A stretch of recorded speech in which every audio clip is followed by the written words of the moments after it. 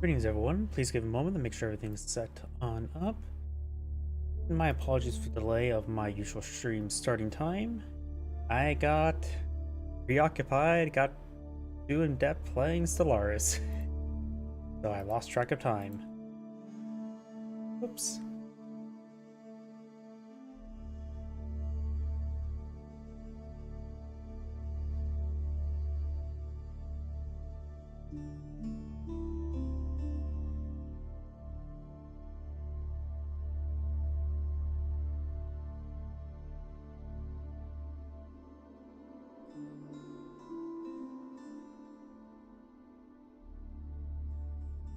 Going, it looks like everything's going.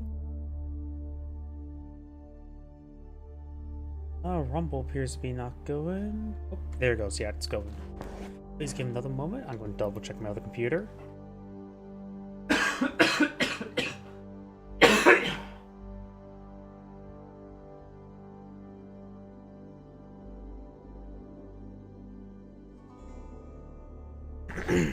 Yep, looks like everything's going good, so let's go and get started. Still have this damn cough, it just doesn't want to go away. Yesterday, I didn't drink any caffeine, so today I have a caffeine withdrawal right now. And drinking a stupid amount of caffeine has not fixed it. Caffeine withdrawal, caffeine addiction, not good. Avoid caffeine. Greetings everyone, and Grade here with another H-Powers 4 replay. Spawn on bottom right side as the red Byzantians, we have 101. Spawn on top left side as the yellow Ayyubids, we have Anno Tond. The Ayyubids do have access to improved berries. Right now these berries collect the base the same rate as deer, as well as have a bit more capacity as well. Also with some going on up, very nice. When it comes to map generation, you got gold next to stone, next to some deer, as well next to a trading post, so that seems like a good expansion location. And great, I immediately get a spam bot on my first replay for today. One moment. We get rid of that. And not spawn on the bottom right, for the bottom right of the map, we do have a bit of berries here for the Byzantine player. We do have an early olive grove. Looks like it's going to help him prolong the sheep bells, which generate a bit of olive oil. Looks like he's going for the Grand Winery, which is not uncommon. We got berries next to a good amount of stone and gold here. Here spawned up front. I just realized something as well. Both tree deposits are in front of Blue's base as well, so he has quite a bit of a natural barrier and quite a bit of gold, stone, and berries, as well as other deer deposits down here as well. So he has a pretty good amount of congested resources in this side of the map. For red, we know he has some forward resources here, a little bit more exposed. His trees are off to the side, so he does have some natural protection in this direction. And with this small tree deposit going along the big tree deposit, doesn't need too many walls wall off this side of the map. And there's actually quite a bit of berries on this map, isn't there? I see 4 patches of berries. No, 5 patches of berries on the red side of the map. Blue has 1, 2, 3, 4. And of course the one he's collecting up so that he does have 5 patches of berries. We do not have wheelbarrow being researched by the Ayyubid.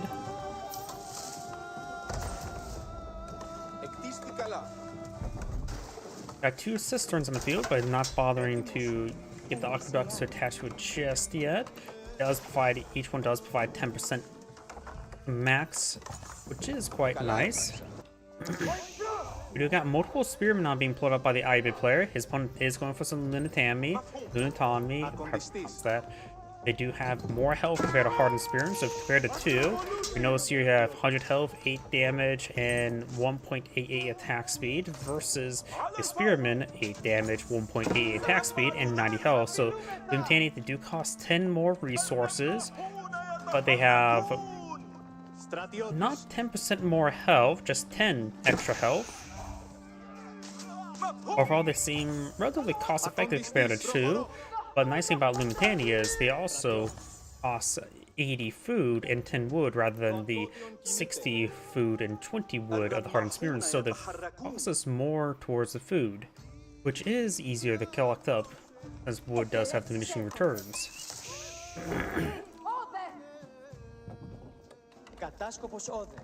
I did not see what he aged up with. I think he went economic growth. Yeah, it has extra villagers. You can see the extra capacity in the berry bush as well. He does go and shoot the sheep. Sheep down. Yeah, the sheep will take a hit, but he's a stalwart sheep, ready to lead his people to glory. So he survives that arrow. We also got the wolf now pushing his way forward, getting some bites onto the spearman. He's demanding for the stick to be thrown. Also gotta have the archer push way forward, get that damage on the Lumitani.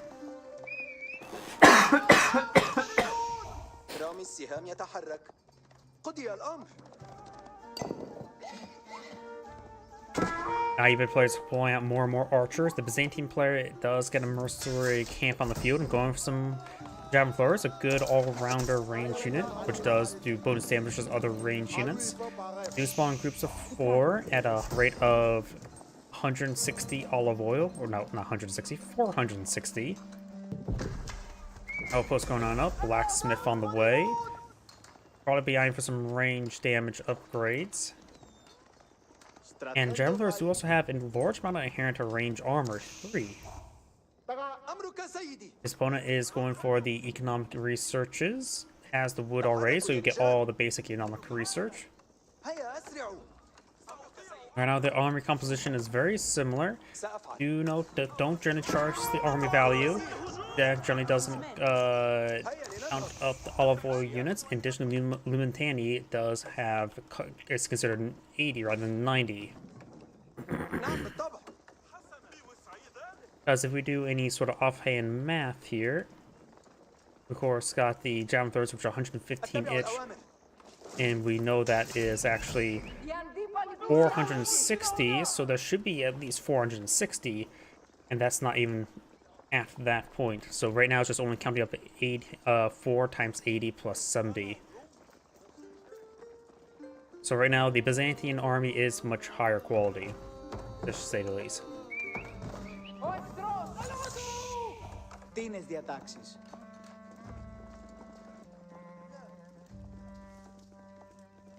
Do you have some more berry bushes being collected up over there?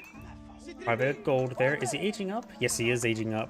He's going for the cultural ring advancements, makes it cheaper and faster. Golden Horn Tower now being deployed on the field. It is out of the range of the cistern, I believe. Does always ever get affected by cisterns? You know, I actually never really pay attention if it does get affected by cisterns in the first place. But this will buy him some free mercenaries. In this case, first round would definitely be javelin throwers. I wonder. He could have got mercenary royal knights. If he would have not have deployed out, researched the contract, he could have got mercenary royal knights, which can be automatically produced by the Golden Horn Tower. And once he gets the veteran mercenary contracts, he also could have got mercenary horse archers in. Mercenary horse archers are not bad. Well, horse archers, I should say, not necessarily mercenary. But horse archers are basically similar the same to crossbows, but rather than having bonus damage as heavy, they just get bonus speed.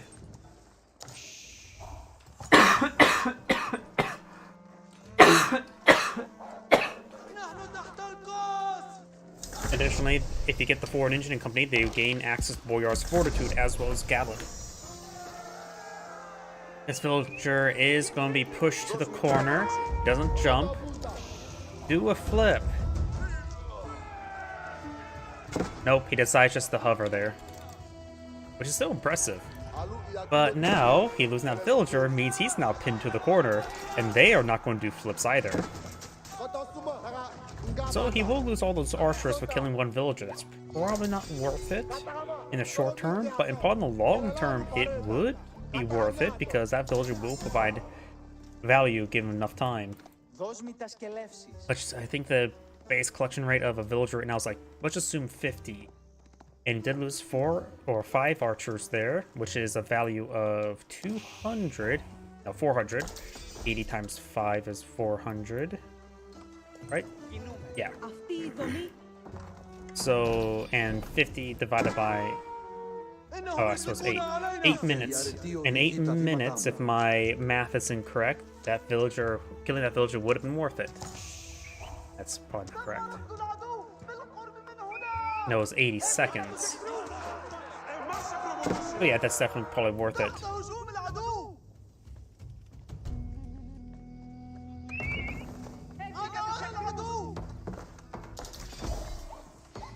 We got a pair of camel lancers here, and they will break through thanks to the scout, and that villager will be impaled, no problem. And looks like textiles is not researched because that did quite a bit of damage. Yep, no textiles just yet.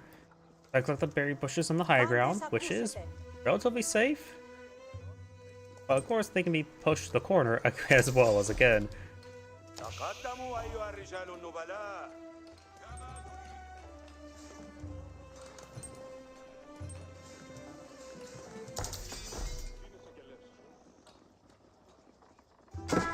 Camel Lancers do get another kill there on the villager.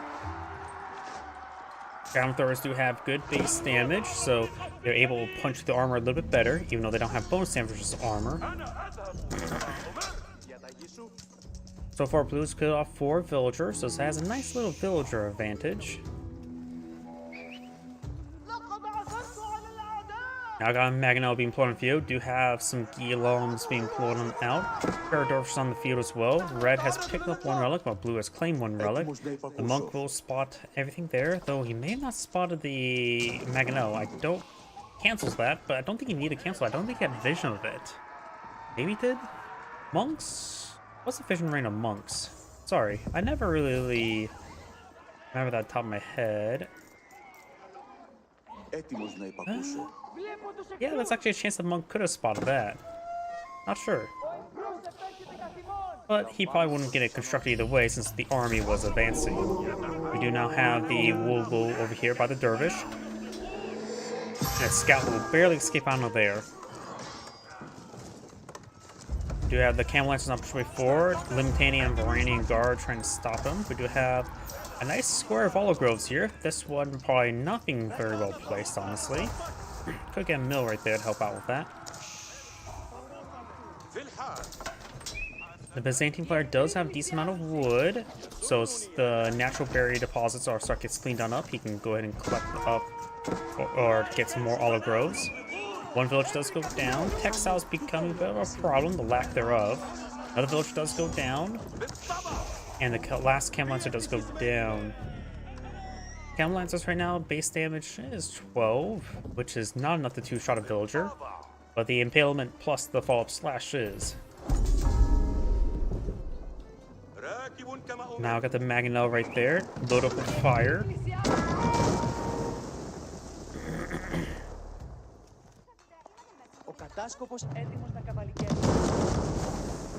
It's probably best to do not go with the fire effect.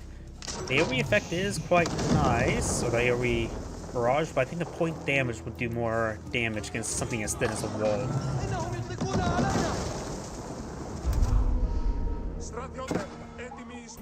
Right now we got an army of 46 versus 42. Got a good number of javelin throwers on the field, a very, very nice number. He hasn't, the Golden Horn Tower has not been pulling out the Castle Wage one unit you can get, which is what, Camel Riders? Yep. Camel Riders will be, they do go and save versus camels or cavalry, in which they should, Camel Riders should be not half bad versus the Camel Lancers. They have no inherent armor, but they have relatively, with the bonus damage, relatively similar, slightly higher base damage, along with much higher health. Camels have usually higher health, though Camel Lancers have less health compared to Knights, while Camel Riders have much greater than health than Knights. Good damage there onto the outpost.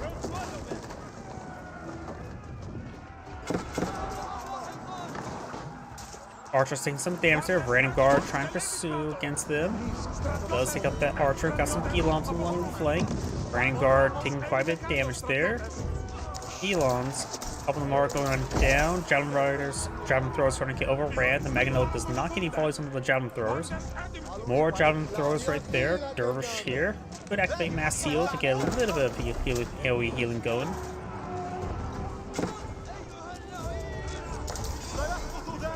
Elon slowly focused down.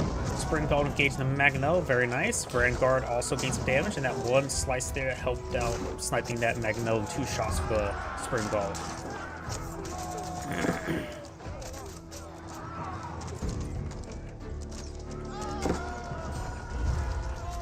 A number of javelin throws there. We do now have the fortified outpost being pulled on the field.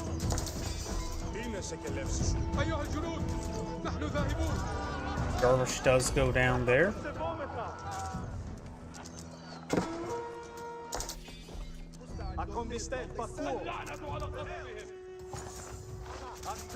Elon does go down. Lumitani does take a little bit of damage there. We got a mill and an outpost going on up. Trying to steal some of his opponent's buried deposits. Crossbow's being blown in the field. His opponent does have a number of Varanian Guard, but mostly still it's just Lumitani. Camel Lancer charges way forward and does get the charge hit there and does get stabbed to death. Monk capturing that sector. We got some archers taking some pot shots against those javelin throwers. We see an age up? No, we do not. Maybe we got an idea to go from some Master Smiths, though Trade Wing Advisor is not half bad either. And I'm assuming the Trade Wing Bazaar, the favorable trades are probably almost free. I never know what the H4 and H3 of that one goes. So we'll only see it ever in H2. But I'm presuming H4 is basically, those trades are basically free. If they were free, that may have been worth it.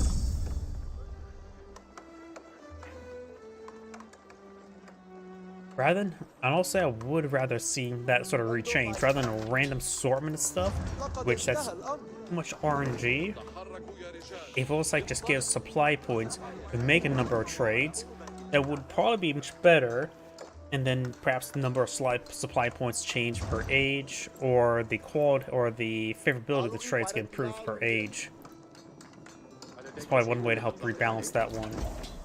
It has potential. The problem is just potential is too much prone to RNG.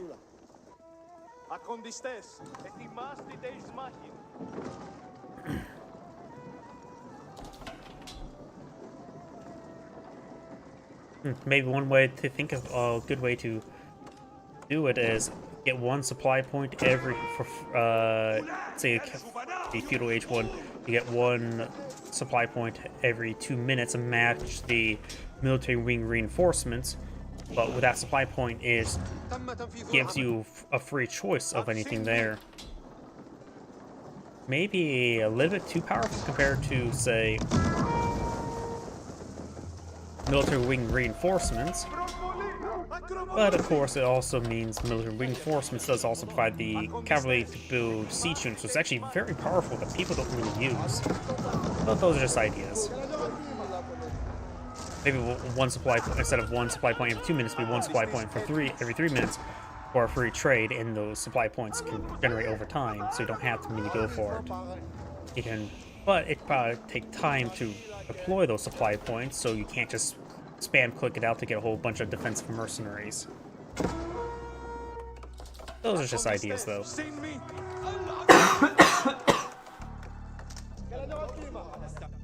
And the number of supply points every, say, 3 minutes will change based on which age you start out. You got it in.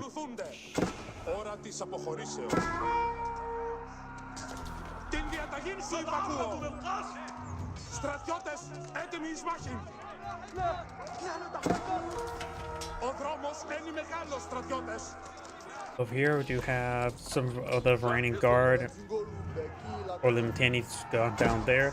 These forces are just being pursued. Red does have a decent army here. He probably could have hit it inside the brush there and tried to do an ambush.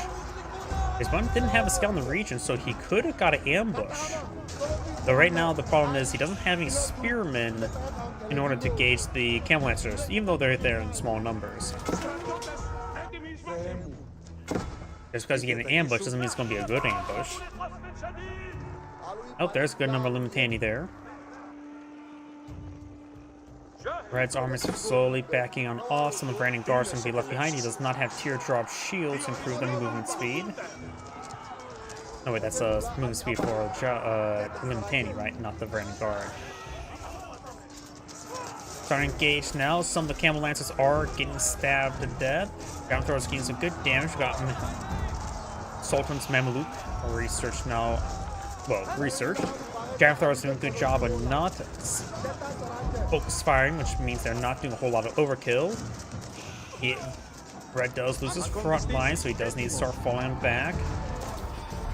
We've got a Mangonel here, another reason to fall back. Mangonel does not get a volley off. Got some reinforcements of Random Guard there. It does have 3 Spring Golds to snipe that Mangonel. This is also a Spring Gold placement, which will start whittling down everything. So maybe a Dervish in this region to help provide some AoE healing could be in order. That 3rd Spring Gold now being field deployed. This is a secondary town center, so the Byzantine player does play a secondary town center.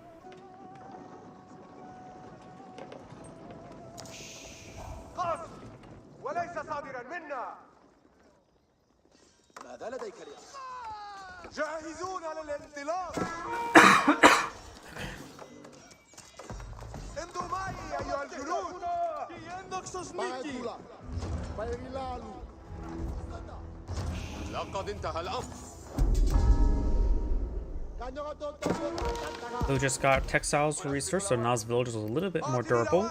We got some Camel Riders here. If you mentioned them beforehand, they'd have 28 damage, no melee research, so this is pure. They also do bonus damage versus siege. They also have pretty good attack speed as well. Don't doubt Camel Riders. They're actually absurdly durable. I mentioned they have 270 base health, which is higher than Knights, which are what, 230? There's the Flame of Barrage there, which also can do some great damage against Olive Groves. Diamond Throwers push way forward. We got the Mangonel going down, so his Red Spring Golds are nice. It's a Spring Gold for Spring Gold. Red's Mangonel is deployed on the field. Diamond Throwers still in here good numbers, but some of them are going down to the Guilons, which are being proved by Sultan's Mamelukes. Mangonel placement there. Red does lose all of siege weapons, barring the Mangonel, so keep that alive is quite nice. Right now, Blue Spring Golds are providing such minor fire support. They're not super useful, and not until the Mangonel pushes forward. Red's Diamond Throwers are still here in pretty good numbers, able to deal with these various range units no problem.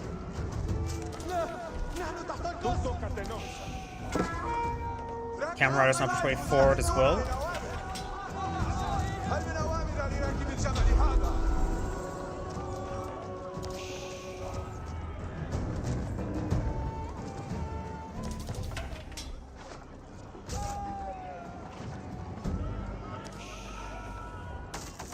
Good volley there in the Spring Gold. Mangonel firing.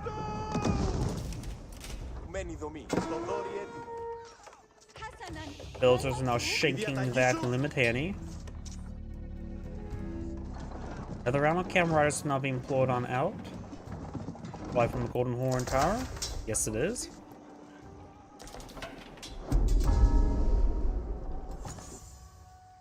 More outposts. This time a red outpost is already out in the field. Been fortified. Has been upgraded for Spring or Mangonel. While Blue's outposts are not yet started and they would be prevented. A number of Camel Lancers now pushing up here. Single villager collecting up stone. He may want to get on out of there. He will be impaled. He does have textiles research now, but still vulnerable to a bunch of camels impaling him.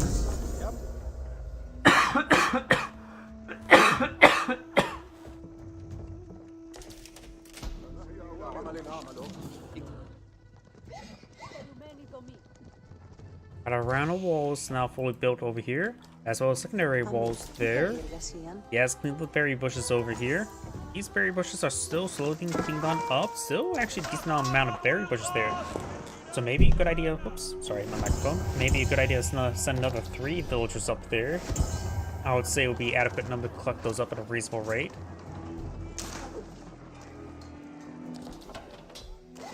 Limitani now moving around, trying to stab these Camel Lancers. Lance Illuminati there, starting to take some damage. Got a good number of archers there for these Illuminati. They do not have the shield wall up. Camel's taking some severe damage. They may be able to win that fight, but it won't be a great win. Red's not pushing his way forward. Oh, look at that. Red had quite a bit of olive oil stored up. He just bought a large amount of stuff with it. And going for camera runners, unless he sold a good amount of it to the market. I think he may have sold off a large amount of olive oil there to the market. Olive oil does have the same conversion rate as wood and food at the market. Not as valuable as stone, but if you need gold, you can quickly go for that. He does have enough gold to age up and needs a bit more food. He has a good amount more javelin throwers. You have the Silk Road Mercenaries. He will get access to what? The Grenadier? I always get the last one. Yep, Grenadiers in Imperial Age. The Ibid player, he may be aging up. No, he's not. So probably he'll either go for the Military Wing Reinforcements, not bad. Master Smiths is not bad, and Advisors. It's probably not the Bazaar.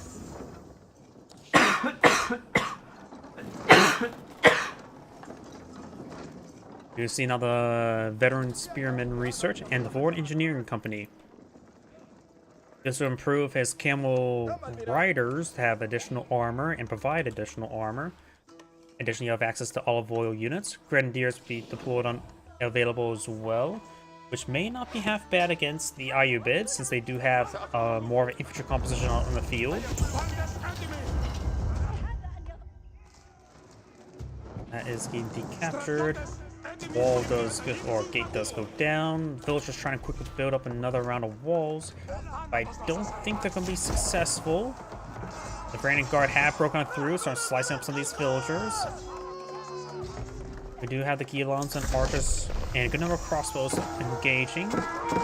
Age up now complete. Age up has not started for the Ayubid.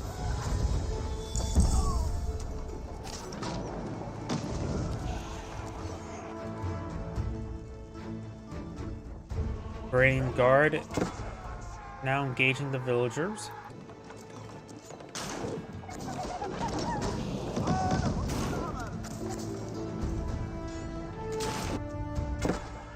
These Brandon Guard will be focused down, no problem. Got some Brandon Guard over here. He does have the camel support. With camel support, will improve the armor of these nearby units by 1. Actually, it looks like it's actually +2. Yep, it is +2, which is not bad. I thought the aura was 1, but I was mistaken.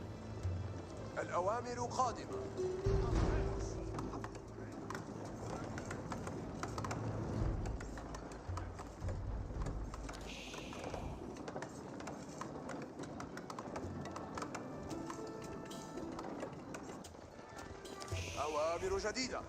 قفوا مستعدين. استلم بروش. صمتا واسمعوا الأوامر. أمرك واضح. We got a big line of stone walls also being put out by blue. Even right here as well. Oh, I hear a bombard. Oh, nope, it's a French Royal Cannon, mercenary cannon.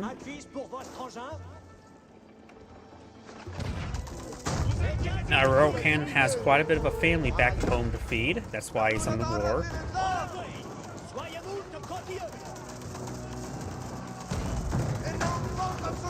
Barracks now going on down, taking out some of that forward infrastructure. There is a secondary town center here. Red does have a slight villager lead, only by a small margin. We got some Byzantine hand cannoneers being deployed in the field, another Royal Cannon as well. No Quick Pals or Nest of Peas. We got a keep here, but it does get cancelled. The number of farms will be going down. The Ayubid player does have some wood to work with, but he will lose a good number of the farms. Camel Riders starting going down. They're elite Camel Riders. Has decent amount of olive oil stockpiled up. Not going for any Grenadiers. I think Grenadiers would be a great option right now. It will offer quite a bit of good fire support against all the infantry, as well as provide some good fire support against the buildings. The Guerrero cannons can utilize the artillery shot ability.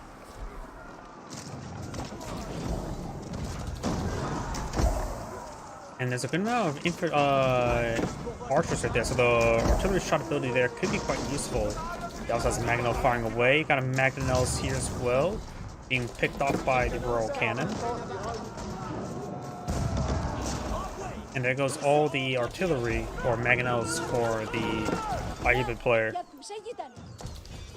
There's some camel riders.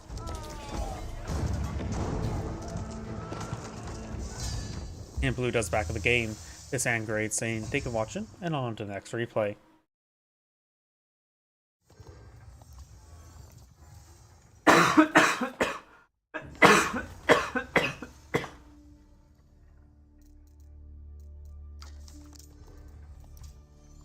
That made my head a little bit lighter. That cough.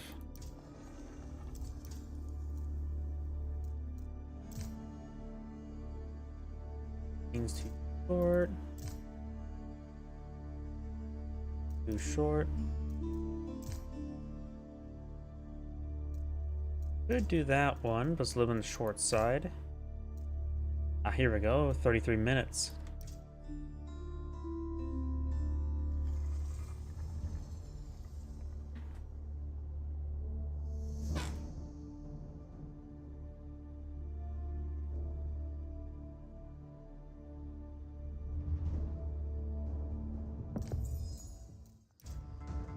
Greetings everyone, and Great here for another Age of Empires 4 replay. So on the bottom left side as the red English, we have WOM01.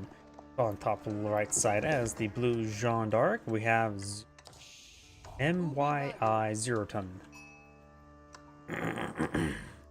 He does go for a fast mill there, trying to level up Jeanne d'Arc as quickly as she can go. 7 villagers here, of course. Villagers do spawn on regular rate for Jeanne d'Arc, not the faster French rate. English player, of course, is the English. Does have 2 gold deposits pretty close by each other next to a boar. You probably won't touch the boar, and definitely will not touch these berries because English farms are dirt cheap. Has 2 deer deposits over here, but probably won't touch them either because he's English. And we also got the gold deposit up here as well. So all the better expansion locations up here. Got both gold pretty far back, pretty safe. Got a line of stone in front of it. For Jeanne d'Arc, she does have 2 gold deposits down here with some deer and stone. Good expansion direction. The other deer deposits forward, so it's not a great spot. Well, you could go for secondary town center. There's some natural cover, some trees nearby. Or up here with a stone outcropping. Got the Abbey Kings going on up. People have been liking the Abbey Kings since it spawns out a free king.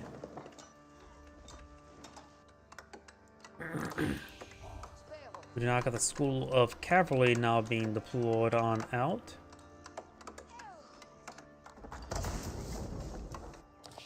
Si. Escolto.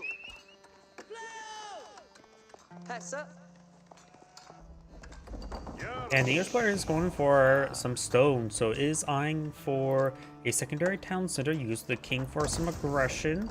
The king is inferior to a royal knight in 1v1 combat. Does not have... Nope, now it does have enough resources for a royal knight.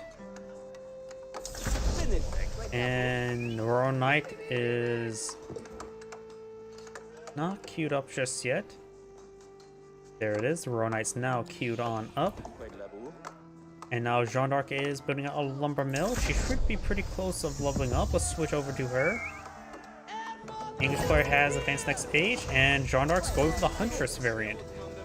In which right now with the meta of... and let's say meta... it's a little bit too... yeah, I think this patch is a little bit too early to declare the word meta. But the tendency for the English player has been going for the king. Makes it so that the Huntress version of Jeanne d'Arc will do better due to the fact that her divine arrows will have only a single target to really focus on rather than trying to rely on the AoE of the Holy Wrath.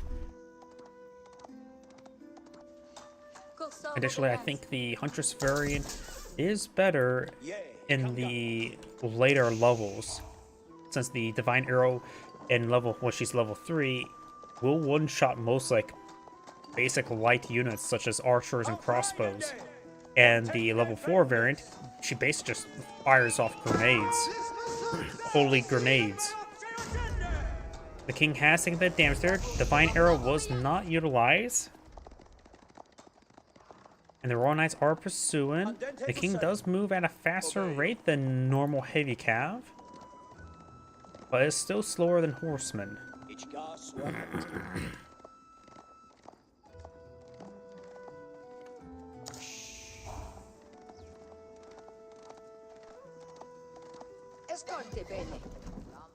And looks like the Frenchmen are eyeing for another town center as well. So both players on 2 town centers. The English player did get his town center up first, trying to corral the deer.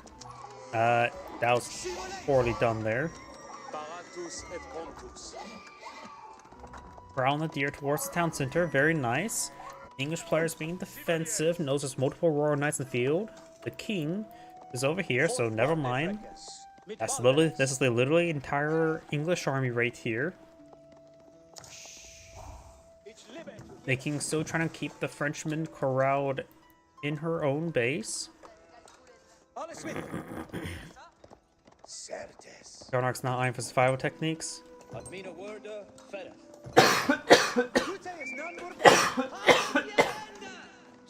Oops, sorry about that. My microphone. Still recovering from a bug.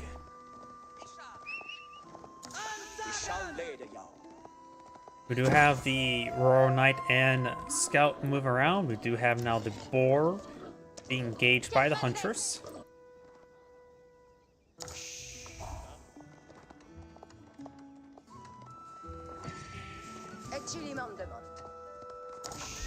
We do have the Consecrated School of Cavalry as well, which does offer a higher food return rate, assuming you're constantly building Royal Knights. It's a safe assumption you're constantly building villagers, but if you're not planning to build a constant Royal Knights, then it won't provide as much value as consecrating a town center. And that consecration may have happened a little bit recently. That's why part of the Royal Knights were not being constantly being produced. The Royal Knights do find the king. These players now going for some hardened spearmen. The scout taking some severe damage here. The scout needs to run to the town center. And the scout does not go down there. Now that king does have network of castle, get an increased attack speed. The king's attack speed's not that great to begin with. It's even slower than even a crossbowman. Looks like the Huntress does get engaged both by a wolf and a boar.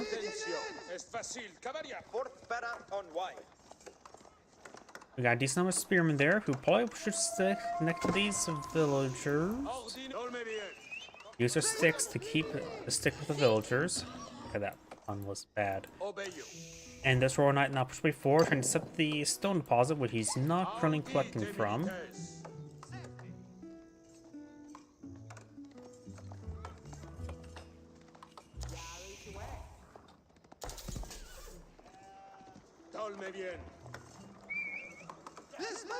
We got a good number of spearmen now charging the way forward.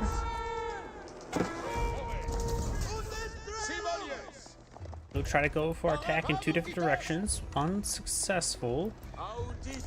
Blue does get 4 summoned back. We've got multiple Royal Knights in the field. 6. Going for some additional archers in the field. Jeanne d'Arc is similar to an archer, where she does get bonus damage light melee as well. 5 damage plus 8 bonus damage versus light melee. For an archers, they are 5 plus 5. So she is slightly better. Attack speed's still the same, and the range is still the same as well.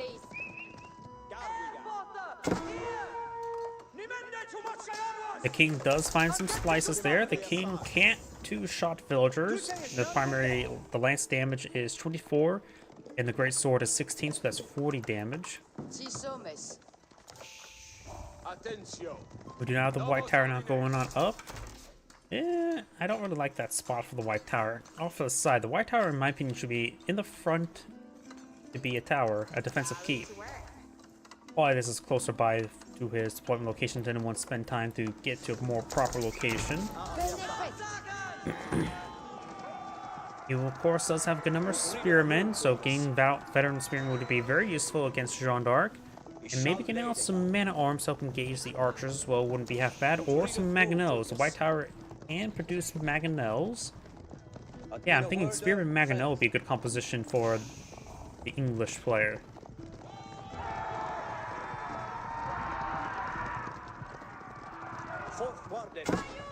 We got a number of palisade walls going on up for the Frenchmen. This villager's getting some fights there. Looks like this is attached to the ends of the earth.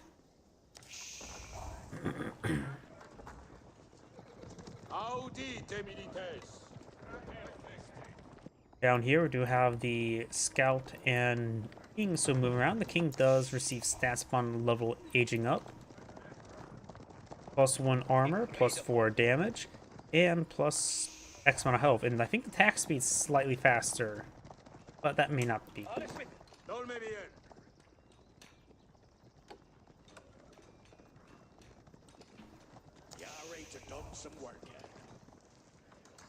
The White Tower's in this region, going for some knights. We've got the guild hall now going on up as well. There's a good amount of villager storage with the White Tower in the town center. That's 27 villager storage. And I don't think there's 27 villagers on this gold deposit. There's 25, which still needs quite a bit of storage space. Knight or king engaging the villagers. Knight trying to intercept. And a scout will go down.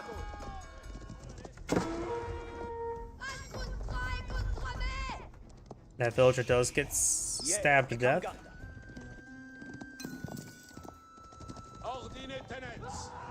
Royal Knight's now trying to engage the English Knight. Does get him to run away. The English player does have a monk on the build queue, so I'm gonna pick up some relics. Got the veteran Royal Knight researching out of the way. Multiple of the English Knights charge away forward. Get some damage there. Got now the Spearman in tow to help win against the fight against the Royal Knights. May be able to torch down those walls pretty quickly. It does go to some walls. Trying to... Does not destroy that gate. And immediately gets set ablaze and does go down there.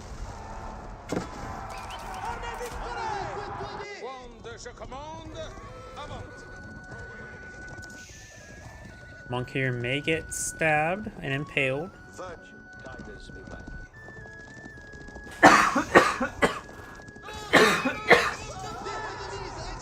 The monk does go down. Spearman going to try to retaliate against them. Like I said, we don't have chivalry has been researched. It is currently being researched and will be needed to get some good amount of health regen. More walls going up over here. The English Knight's moving around. He does go ahead and kill off. Start collecting the 4 that Jeanne d'Arc killed off earlier this game. Doing what? Jeanne d'Arc is still out in the field. Not sure what our experience. Let's take a look, see how our experience is. She is about 2/3 the way from leveling up. Royal Knights and regular Knights heading down south, trying to find some of these villagers. Got some Arbaletiers now floating out as well. Divine Arrow was cast. Over here, these Royal Knights being pursued. Did lose one of the Royal Knights up here. And the rest of these Knights are quite wounded. Got some AoE healing there from the King. The King does offer better health benefits than the Royal Knights Chivalry.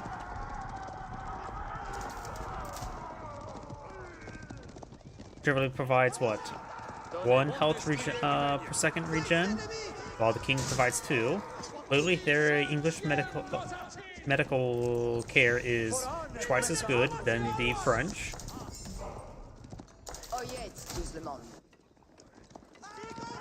Oh, and the Royal Knights were left there to die.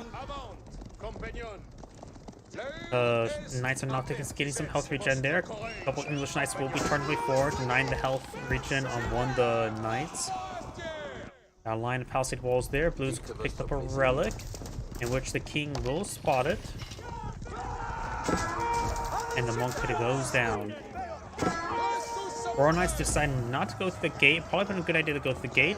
The monk could push his way forward, try to get a wool off.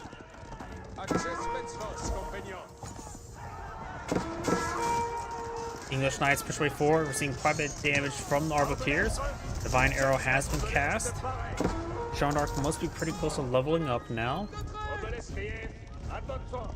And the chance of the English player to pull out crossbow is very likely, so maybe a good idea to go for Jean's riders. But now got the Berkshire Castle being put on the field. Way up there to ensure this gold gets nice and safe. Well, I think it would be better to put him more in the center of the map. Even that gold secure is very important as well.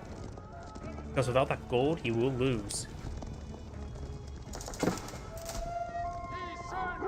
Looks like I got a wolf bite up here, biting some of these knights.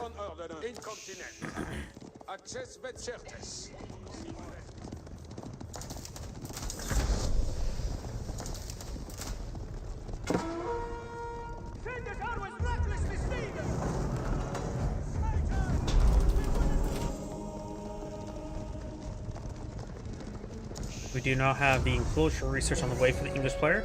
He's now leveled up and does get some Jean's champions, so they will be effective versus Spearmen. Maybe the English player won't be going for any crossbows. He may be going to go straight for hand cannoneers, since we haven't seen any indication of longbowmen or crossbowmen so far this game.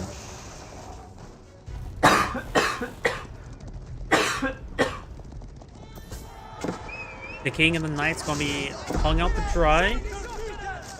And the king does go down. Apparently the king only provides +0 experience. That may actually be a bug. That should at least provide the same experience as a knight, which is actually probably a little bit less. Knights usually provide +24 experience, so it should be 200.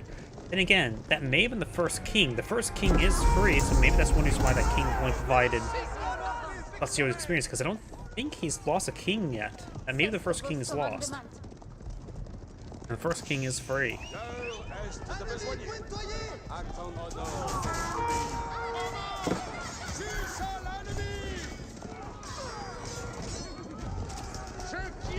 Does take out those knights there, giving Jeanne d'Arc a good amount of experience. She does have 3 charges of Consecrate there. So that is quite significant. GS2 aged on up. The guild hall is currently collecting up gold, and recently has withdrew the gold. The villager count is fair to the English player by a small margin. Got some idle villagers on both sides as well. Who's rapidly grabbing that stone. She has aged up to the Red Palace, which will help her also secure up the large gold deposits on the side of the map. And she will get some extra Arbalest emplacements across her additional town centers and keeps. Of course, those Arbalest placements are a little bit weaker than the ones in the keep. Only doing 40 base damage rather than the 60 times 2. But still, that's still pretty good.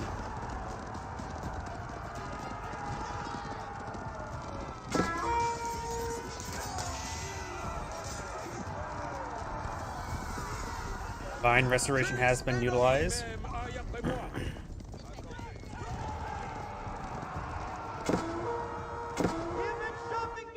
Over here, we've got the villagers not being pursued. We do have the spearmen torching down the mining camp.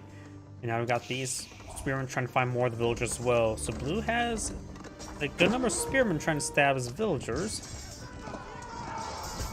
The Royal Knights gains good damage there. They're still just fighting the Royal Knights. The English Knights are not elite, so he's not eyeing for any elite knights. Good number of villagers did go down there. Royal now down to below 90 villagers. Mage players is going for a good number of spearmen and 4 hand cannoneers, so going for more Jean's champions wouldn't be half bad. Maybe consecrate a whole bunch of kits to get out a good number of champions. Champions do cost a decent amount of resources, but consecrate, of course, can reduce it.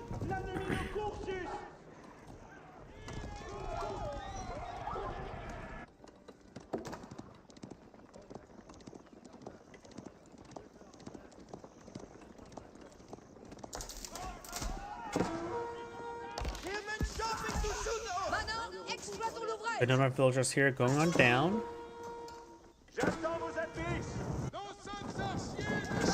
Knight's taking some damage there. And it looks like Jeanne d'Arc's also getting stabbed quite a bit here. And Jeanne d'Arc does go down. That is going to be 500 gold to respawn her. Elite Spearman pushing way forward. The Arbalest emplacements firing away. Divine Arrow will be useful. Does do only 100 damage right now. It's not enough to one-shot the Elite Spearman. Would have been enough to help one-shot the Veteran Spearman. But she still does get a bonus damage versus light melee. But that doesn't scale too well. That only is still at 8. Now the Jeanne champions are pushing way forward. Does have a decent number of Jeanne's champions. 6 in the field. She must deploy another wave of 3. Yeah, recently been out of cooldown. We also got a number of elite Arbaletiers. Arbaletiers, they don't have their Gambeson research. Gambesons will give them quite a bit of armor. And I think if they're fully upgraded, they should have, what, 9 armor? Actually, no, they should get up to 10 armor. And these elite spearmen only have 11 damage, so if they get all their armor up, those spearmen can literally just do 1 damage to the elite Arbaletiers. And there's a good chance he may not go for elite army tactics anytime soon. It's more of a counter unit. I'm not joking, but Arbaletiers can just straight up tank spearmen if they get their armor up and going.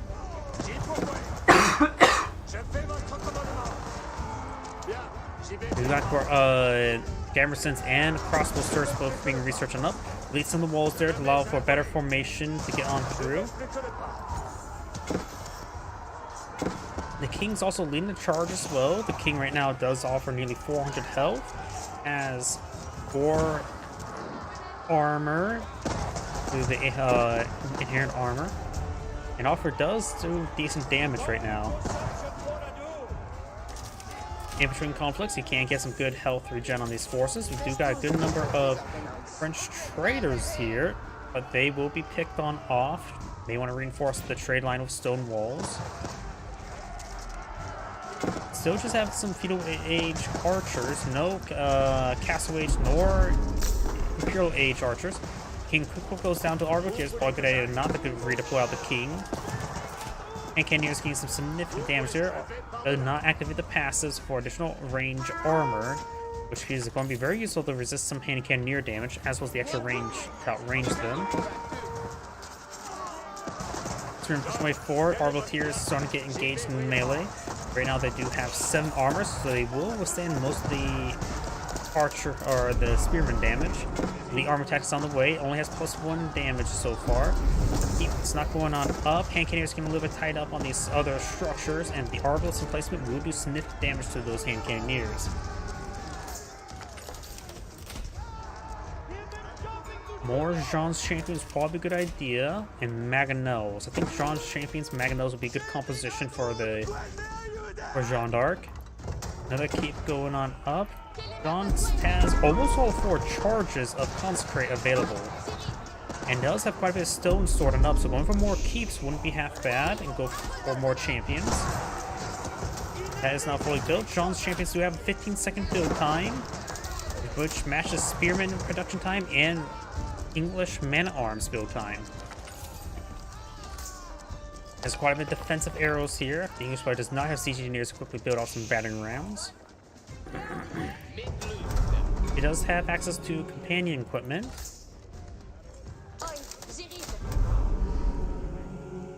How's our level up going? We got some multiple sacred sites being captured by the English. She's halfway, so she's still quite a bit away.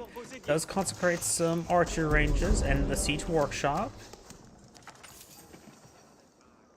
which also does reduce its cost of its units by 25%, which is quite significant. Maybe some more Vulcans in order. Does get the traders off. Does snipe Jeanne d'Arc. Does need some Mangonels. Help engage all this force.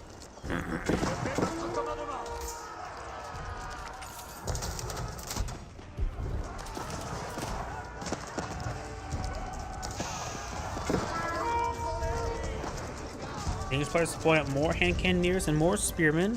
Does have a bombard out in the field. Another bombard being deployed now. There's the bombard gliding on the ground. Got around Jean's champions there. Does spot the bombard.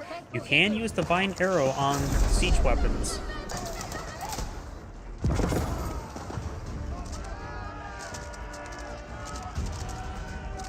The bombard does have 40 range armor, so it will take quite a bit of beating.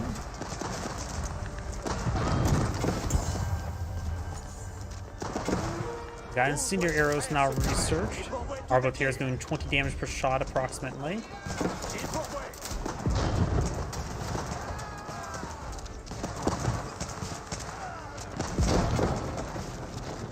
Now got a French cannon being deployed on L. I still think Mangonels will be better.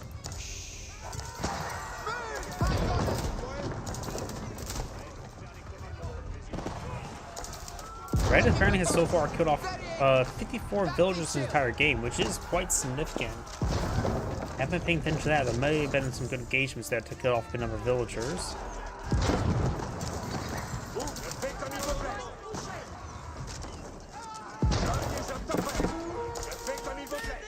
Up here, we got more traders going down. Some were traders, of course, and those are much more expensive.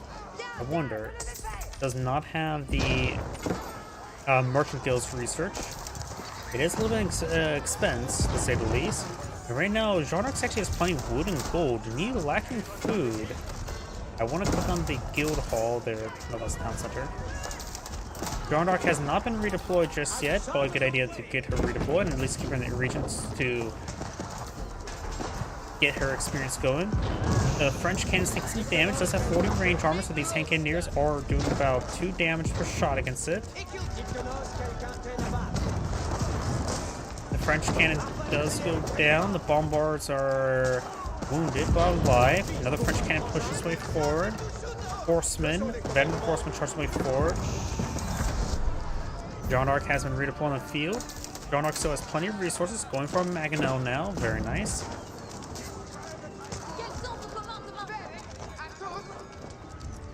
If she was alive in those recent engagements, she could have got a massive amount of experience. Jean d'Arc right now only has 45% range armor, which is quite significant. Can allow her to take a bit more of a beating. I don't think she has biology research. I think it's that plus some health. Maybe it's just one companion equipment. So if biology is not researched, then she would be a lot less durable. Monastery. I thought I saw a universe nearby. There it is. Yep. Royal Bloodlines, I should say, has not been researched.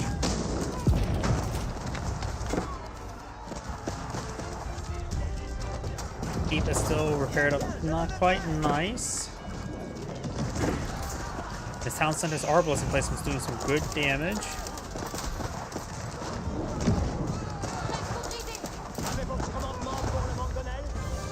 Now she is fully leveled up. Now her Divine Arrows replaced with Divine Blast, which does do 150 damage and does a little bit of AoE if I remember correctly. 150 damage can actually one-shot unupgraded Spring Guards. We do now have the upgrade for the Spring Guards. The siege works and improve their health. Also, the health is reduced, or the damage is reduced.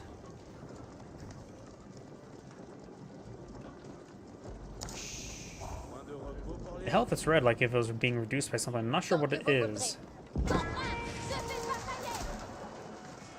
Not like she's getting affected by Camel and Ease. Maybe it's a UI bug. She can bring in some more champions and a cannon to her side. Spearman push way forward. Outpost does not get built. He's been maintaining less than 100 villagers. Overall, Jean d'Arc's doing a great job on cost effectiveness. She nearly has a 10,000 kill advantage. But right now she's just simply getting outnumbered. That keep does go down. Villagers evacuating out of the area. Jean d'Arc is right here trying to take out some of these siege weapons. Divine Blast is almost off cooldown.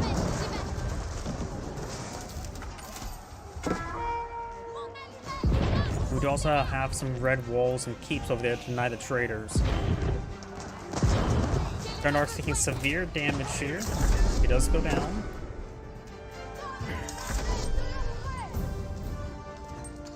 Jean d'Arc is marine deployed. That costs 1,000 gold, which is quite significant. But right now, Jean d'Arc has plenty of gold. She does have 3 relics. No Tithe Barn. Probably should go for Tithe Barn. Guild Hall is currently collecting up gold and has nearly 6,000 gold in store. So she has plenty of gold in reserve whenever she sees fit. Right now, she's having trouble with food and wood. Right, I'm farming right now food for the Arbaletiers.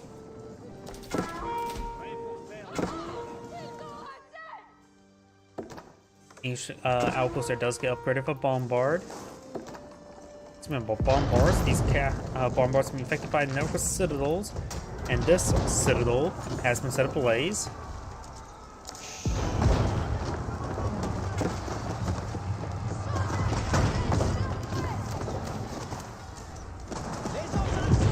Darnark does have 2 effects of Consecrate to be utilized. She does go for the increased attack speed, Aura,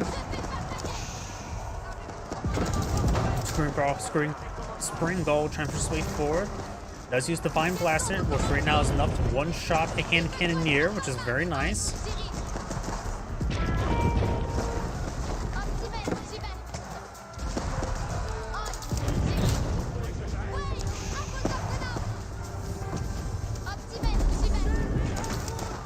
And cannoneers persuade forward. The town center is starting to go down. The school of Cavalry has been destroyed. Does retain the Consecrate effect.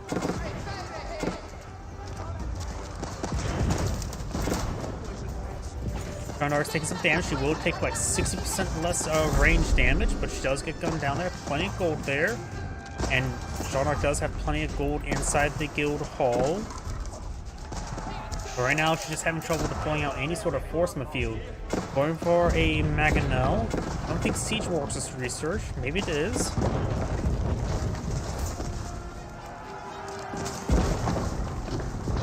Springald does go down.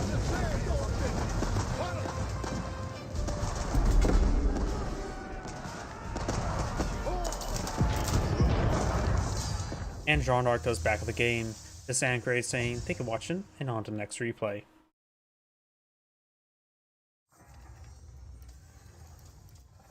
Before I get started on the next replay, I do need to use the restroom. Please give me one moment.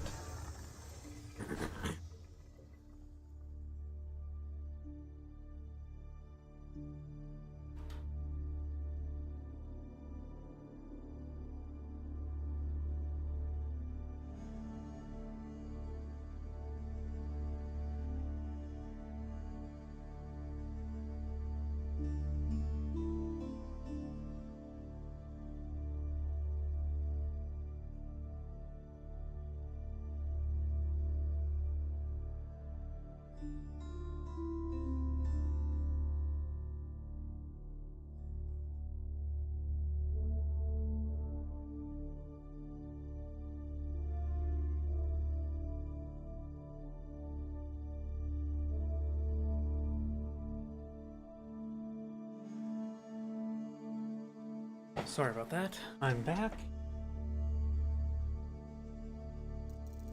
Let's see now.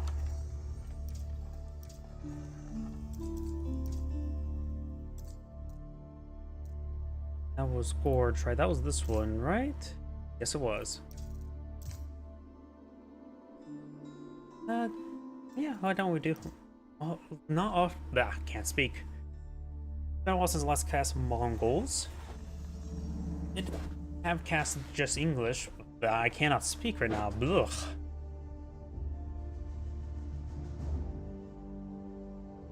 Drink some fluids, and let's get started.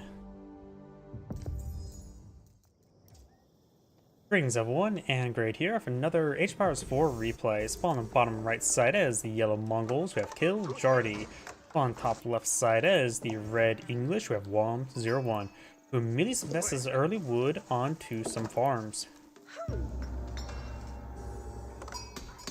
Ovo's going on up. He may be eyeing for some times 2 villagers. Oh, looks like he's collecting up sheep with his gear. The Khan does find some sheep as well. If you take a look at the map generation, we got the English players' wood deposits off to the side, which means they're safe, but can't be used for natural boundaries or barriers. The Mongol player does put his town center next to some trees. His gold deposits quite a bit away, so we'll take a bit of time for his villagers to migrate over there. Probably need to get at least a 4th villager over there to age up properly. Oh, the English player has 2 gold deposits pretty close by each other, so that could be a good spot for a keep at least. Other 2 gold deposits are pretty close by here. So the gold is concentrated for the English in 2 different locations. We got the Abbey Kings now going on out. Over here we do have the deer and boar pretty close by for the Mongol player. And all of his gold is up here as well. He probably could age up the silver tree. The silver tree can be set up there, trade over here. Should be a relatively safe path. Yep, got the silver tree now going on up. And we don't see a barracks out or anything at the moment, just generating some gold or stone. Huh, looks like the oval was recently nerfed. It's now providing 70 stone in Dark Age rather than 80 stone per minute. I don't remember seeing that in the patch notes, but either way, do have the multiple farms going on up with a mill nearby.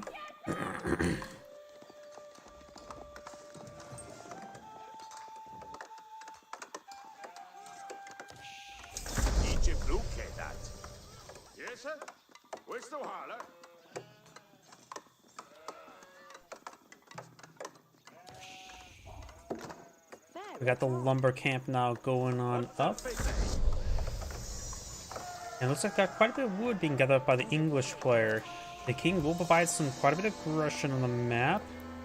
Mongol players got quite a bit of wood, so it looks like we may see a secondary town center as well as a silver tree going on up. He realized most up. We've also got a Keshik on the field. Let's compare the Keshik to the king. The Keshik does have 145 health, 3 armor, versus the King's 220 health and 2 armor. Good stab there. These villagers will not get two-shotted by the King. And the King has pretty slow rate of attack speed. Does get 1 villager there. Attack speed is 2.38, which is probably 2.375. While the Keshik does have 1.38, so the Keshik nearly has twice the attack speed as the King. Damage is 15 versus 16, so overall the Keshik has much higher attack speed. Does stab a sheep there, and the other sheep will be impaled. Oh, apparently sheep can't receive lances. The king does find the traitor.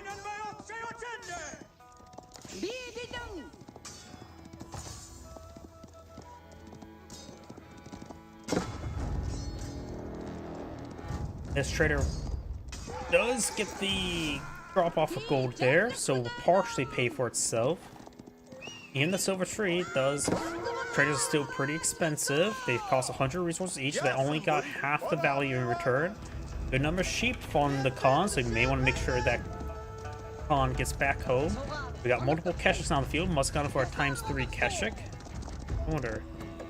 Ovo. Yep, it is still at 100 stone per minute, so that's still standard Castle Age collection. One moment. I just had to fix something. We got a good number of spearmen now pulled on out. We also got a pair of longbowmen, which they could put down some palings. Longbow players also been good, going for a good number of archers. Notice as well, he is still collecting quite a bit of wood right here. So 17 villagers on wood, but I see no additional town center. So he's just going for that, just for the arch production, among other things. Silver tree now being redeployed to the corner, which should prove the gold trips probably closer to 75, from 50 to 75, I'm guessing. You can see here the gold amount is increasing as the silver tree starts going over here. And it will get up to 76.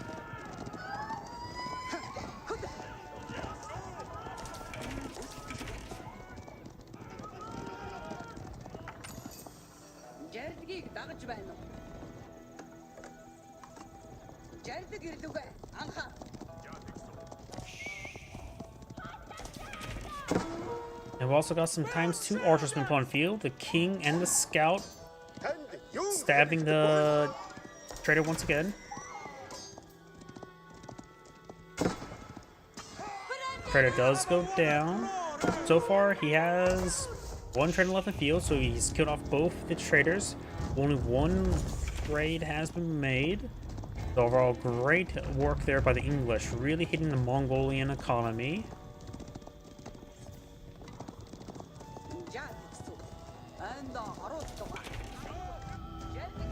Now I've got the spearmen and longbowmen now heading towards the center of the map. At this point in time, maybe just a good idea to stop trading because he's having trouble securing the trade line from a single king. We also got an outpost here, which is enough room for all 5 of them.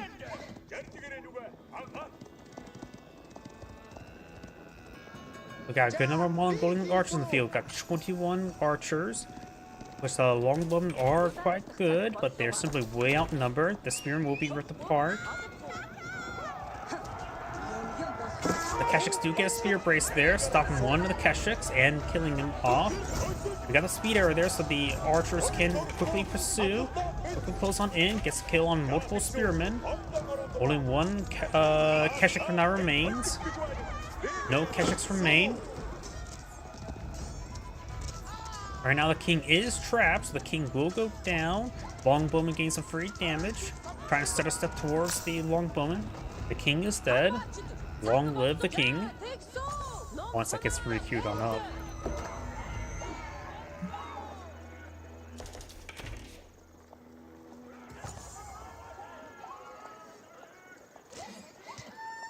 Longbowman takes some damage there from the archers. Some of the spearmen are getting hit as well. And he's continuing pushing forward. He really wants those longbowmen dead. The longbowmen do offer lower DPS than the spearmen, I believe. Nope, the DPS are about the same. And it's easy to kill off the spearmen.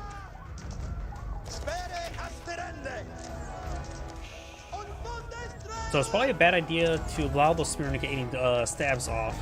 Longbowman right now doing 6 damage every 1.62, while the spearman of course providing 8 damage every 1.88. So that roughly does even out to about the same DPS against opposing archers, if my math is incorrect. So the longbowmen do have less health, but the hardened spearmen receive a lot more bonus damage from the archers. So it's probably better to micro to hit the spearmen rather than micro hit the archers, longbowmen.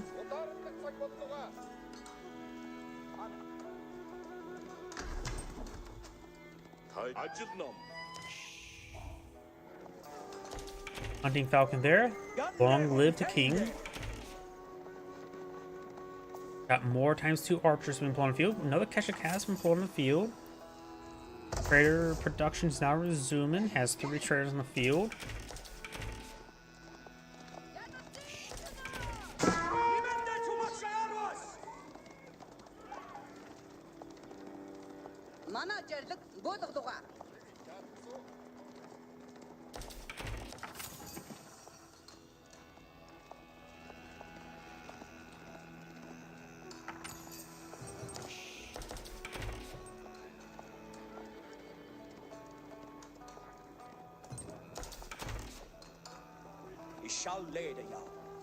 I wonder how many pastures are on the field. We got no pastures on the field. In fact, he is almost out of food.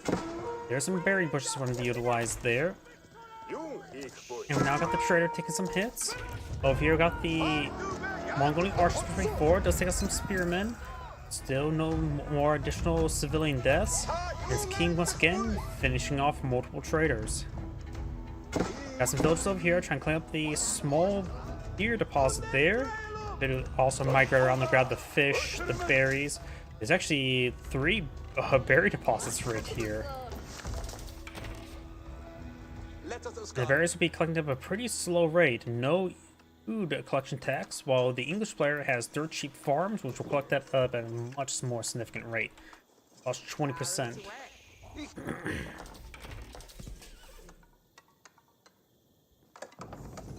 The Mongol player will have trouble with food for quite some time. These berry bushes are not an adequate replacement. And we've got multiple traders going down again. Yes, are now tasked with this trade post here. Much shorter, potentially much more dangerous, but right now, not any more dangerous than this path. That's one reason why I would say the silver tree is a double-edged sword, because I don't think a single trader has made a full trip back and forth with this Mongol player. A single king he got in the beginning, and now a second king that has replaced it, has denied almost every single trader from existing. The elbow has been depleted. There's another stone deposit there. He can go ahead and migrate towards, or at least get that building, get that stone collecting. Right now, his stone income's not too terribly high. He has gone for a ×2 villager at one point in time, since I can see the -4 stone.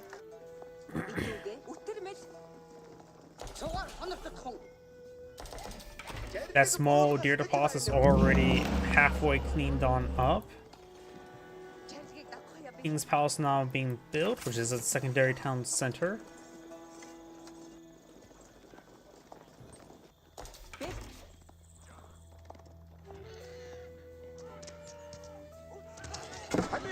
Starting to engage the boar. The boar does have 4 range armor, so these archers doing 2 damage per shot. The Khan is only doing 1 damage per shot, but the Kesha can do a lot more. Does kill off that boar there. Going trying to claim the boar and deer. So it's a good amount of food in this region. Which the Mongol player is right now just desperate for food, while the English player, they don't have to venture. English doesn't have to venture out the map to get their food. They don't have to even go to inside their own base for their food, in the form of those berry bushes.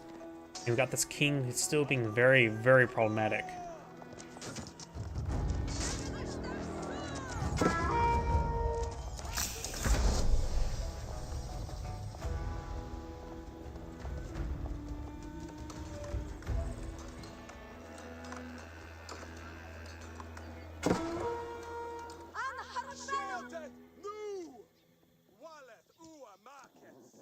He does spot these traders here. He does have 7 traders, so he's finally getting level 1 Silk Road, albeit at a shorter distance. We got the Kurultai now going on up.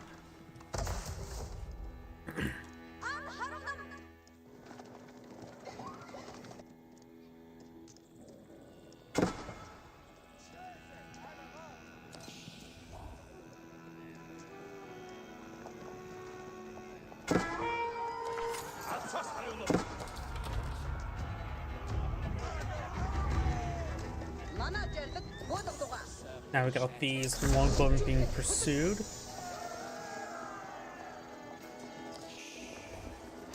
All these spearmen and longbowmen heading down south. We do now have some man-at-arms being pulled out, going for the hardened spearman research. Vanguard man-at-arms not currently being upgraded. Veteran archer research for the Mongol player. Kurultai, which is way over here. He does have a trade or an outpost here for the Yam network he could research.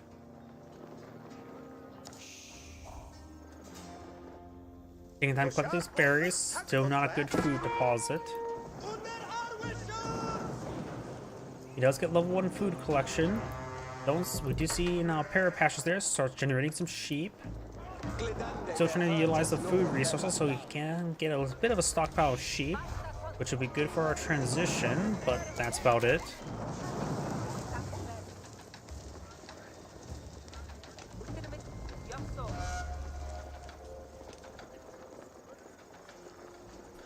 The Kurultai being attempted being pulled out there. Veteran archer research now completed, which will give them +2 damage. Kurultai not being redeployed there, being redeployed over here. Defense arrow has been utilized, but he does not have whistling arrow, so it's already expired. Keshiks push way forward. Veteran spearmen trying to ward away the Keshiks. Keshiks are here in small numbers. Kurultai has been redeployed there. This will give him +20% damage as well as some health regen. Up here do have these forces now engaging the traders, including Vanguard man-at-arms, or early man-at-arms. He does have armor clad. being researched.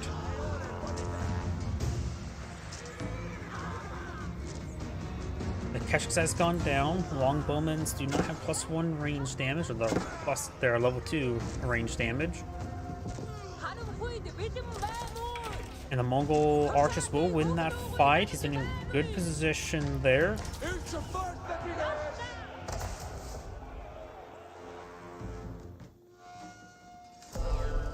He's taking time to collect all these berry bushes. Right now, those berry bushes are not even collected at a good comparable rate to deer. But he does have quite a bit of berry bushes he could take time to collect up from to stall out the need for more pastures. Right now, he's just lacking. The Mongol players are lacking food and wood. Does lose another trader there. He's got a decent sized army pushing the way forward. Does get out 4 pastures, which will provide him a good amount of sheep production, especially since they're next to an ovo. Running 2 traders alive. The Mongol player's just been failing to trade. We got the he is trying to rebuild traders to go back to this direction. Does have a longbowman here to camp it, as well as a man at arms. Got another outpost going up here. Apply for Yam Network and for Vision. Kurultai packed on up. Has no range armor when packed on up. The Khan has been redeployed. Now taking time to clean up. He's already... Nope. 4 is still fully healthy. He's redeployed out the gear to go to the boar. So engage this force there. Has a number of crossbows pulling out. Only a small number though. Actually just getting some good damage.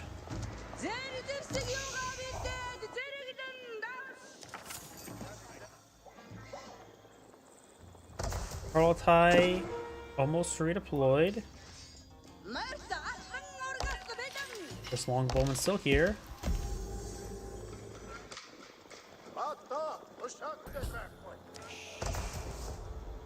You now do have the Whistling Arrow, improved Whistling Arrow being researched. That is a massively important upgrade, which I believe Mongol players do not go for often enough. 12 seconds of Whistling Arrow is incredibly long. 5 seconds doesn't really make a big impact, but 12, oh, it does. These villagers not being pursued. The gear has been interrupted. Not enough villagers for right there. Looks like it's being upgraded to a spring golden placement. These villagers need to keep on running. And the Mongol players going to lose a good number of villagers here. Kurultai trying to redeploy over here. Looks like everything is trying to go around the walls. And nope, these guys are actually just being tasked right there. He's just following. The Kurultai has been retasked. Trying for another outpost there. Those man-armed still pursuing those forces. Does take out that villager. Cancels the gate. Keshik's now trying to intercept these man-at-arms. We got a monk here. Prayer tent will spawn his way over there. And right now the Mongol player does have 2 relics. Third one picked on up. Does interrupt the Kurultai. It's constantly being pursued. No longer constantly being pursued. Does activate the defense arrow there. There's a Kurultai. Defense arrow is still active. The defense arrow has now been worn off. Crossbows and archers having trouble keeping the distance from the man-at-arms. Longbowmen just constantly firing away. They don't have to be microed in this situation. The Khan has been killed, and so does the Mongol army.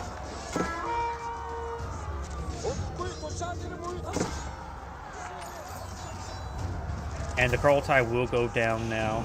He does pin it against the forest.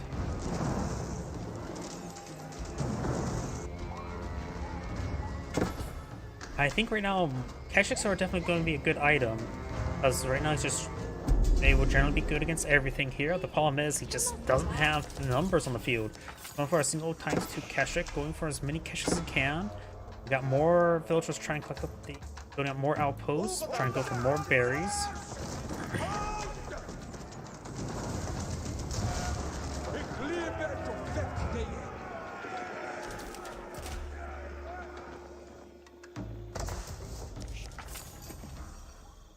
villagers abandoning this region does delete that outpost. Needs to pack up the gear and try to drive it out as well. Has 3 relics here, 2 monks. Could perhaps ask them to say a sacred site or 2. And the English army is at nearly 100 strong, while the Mongol army is just at 22. It's trying to build up more crossbowmen. Food's been in trouble for the Mongol player the entire game. Has a decent reserve of sheep here. There's a what? I can't remember. It's the capacity 20 or 30 for sheep. And more of these traders going down. He has never reached above 10 traders this entire game.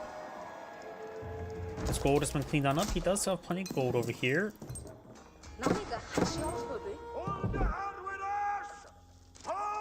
The Mongol player has been having safe amount of gold this entire game, at least when it comes to gold mines. But like I said beforehand, the biggest problem for him was just food. The Mongols have no real economic benefits. Trying to build out some mangonels, which would be nice against the longbowmen, but it needs a lot more keshiks. I suppose might as well build out mangonels if you don't have the food. You have plenty of wood. And that mangonel has to be cancelled. Does cancel it. Takes a bit of time to field deploy them out.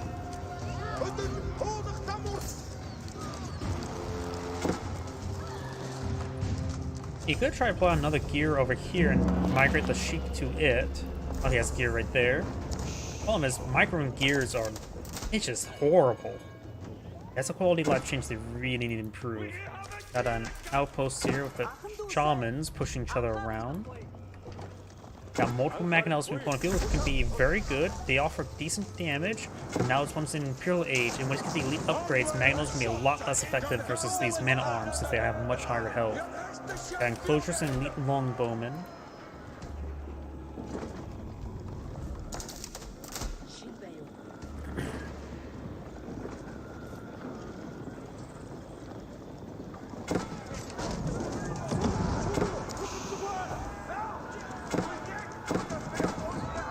This mangonel has not been fully built, so close to being finished.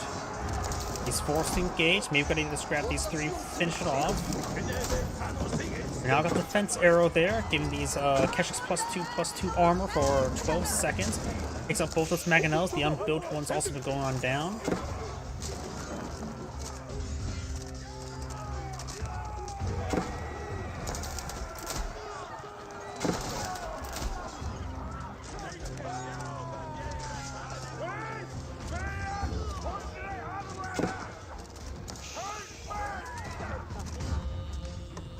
A couple man-at-arms there, taking out some of those villagers as well.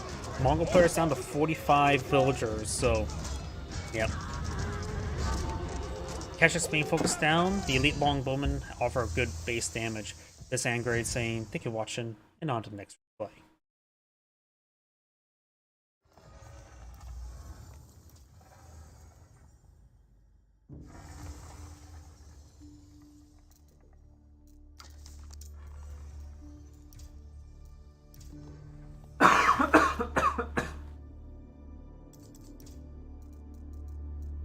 See, this one I did previously. English mirror. I'm not a big fan of mirror matchups. Oh, here we go. 41 minute.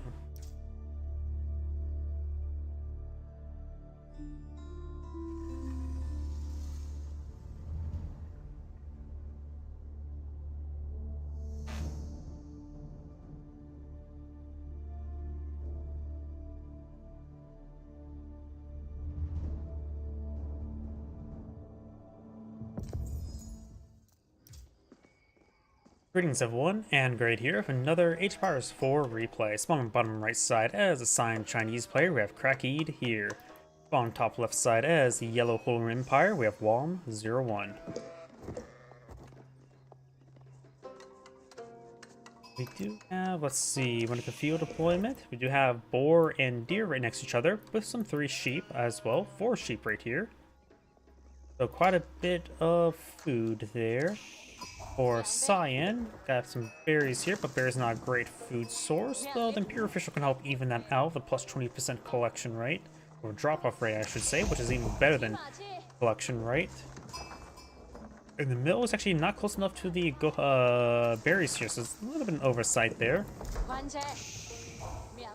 Village has gone on up. Going to be start putting up some gold now.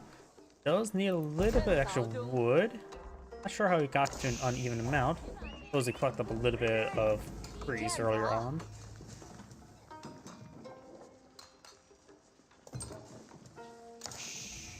Wait, does Chinese get a wood trickle or something? Wait, I don't remember Chinese getting a wood trickle.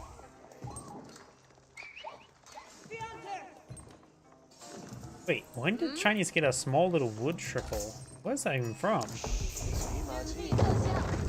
Does cancel that out? It says he has no villagers on wood, but he got a little bit of a trickle there for something.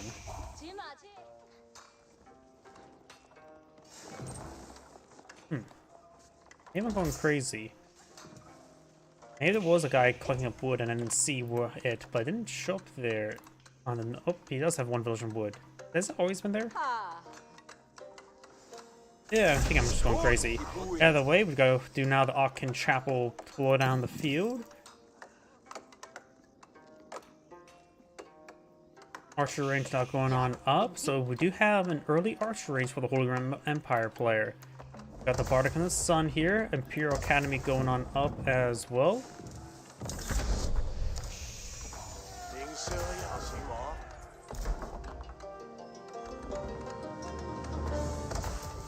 Bardic and Sun still being pulled out of the field, which helping secure up this gold and deer deposit, as well as keep this gold deposit secure. Offer quite a bit of field presence. Does spot the Holy Empire archer there. That will definitely go down to the Bardic and Sun. Just needs one more shot onto it, and does throw some arrows onto it. Archers in this age has only 70 health, so 3 shots from a hand cannon near and from the town center of the Bardic and Sun will kill them off, no problem. Even with +1 range armor, it'll still take enough damage to be 3-shotted by it.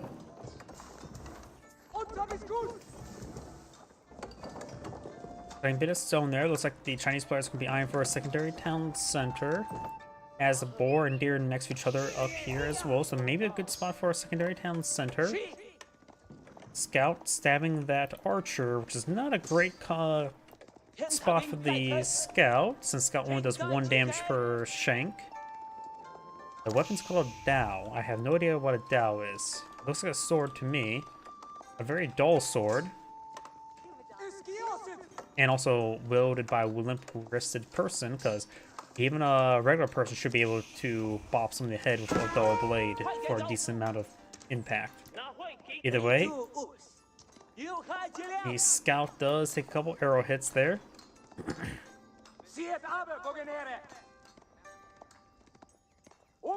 Holy Empire players going for a hardened spearman now. Chinese player has deployed out a stable, so eyeing for maybe some horsemen, or maybe just trying to keep that there in case his opponents try to push forward with more archers. Right now, Chinese player does have a bit of wood, enough wood now for town center. Does deploy the town center right next to the first one. Now we got the Regni's Cathedral and all being plotted out, so it looks like Yellow's going to be trying to claim some relics.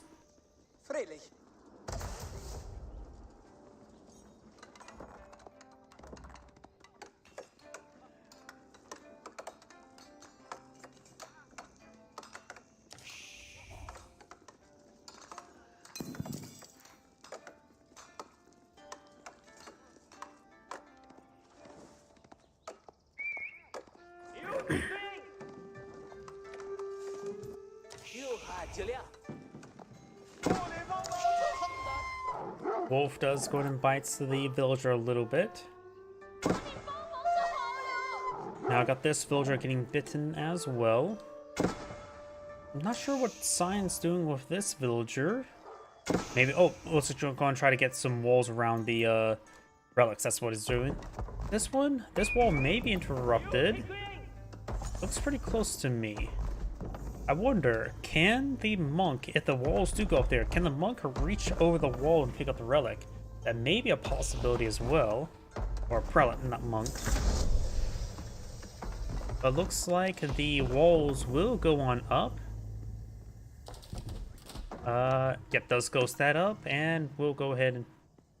Actually, no, he's having trouble building it, looks like. It may actually be bugged out, or the villager has to be building it from the other side, doesn't want to be next to Relic. Must be allergic to Pope blood. But I have a feeling that a prelate maybe will pick that up over the wall. Also, I don't think I've ever heard that sound effect. We do have the spearman now, and I'll camp the relic so this villager won't be able to get the walls up.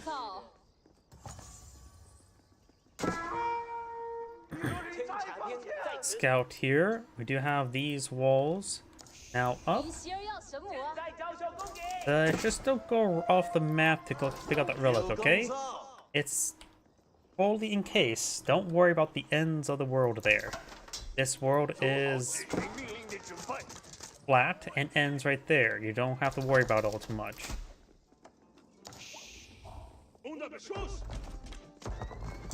We also now have a Holy Empire Knight on the field. The number of Zinchnews slowly whittling him down. Does have 4 armor, so the Zinchnews will only ever do 1 damage to them in this age. He's going for more Zinchnews, going for regular archers now, because no, does offer a little bit more range and offers some bonus damage to the spearman potentially. Even to get the +1 damage, they will only do 2 damage against the knight as opposed to volley of 3. Knight's running around. We also got some men-at-arms here. 2 farms around the Akin Chapel. Chinese player does, of course, have access to 2.5 town center production queues, while the Holy Empire player just has the 1. Has claimed 2 relics, which is pretty much equivalent to 4 villagers worth of free gold income. Prelate does find some 2 doggos. Doggos are not happy with him because he's not throwing that stick. Villager does get inside of the walls there, and the archers will be taking out the villager, preventing the repairs.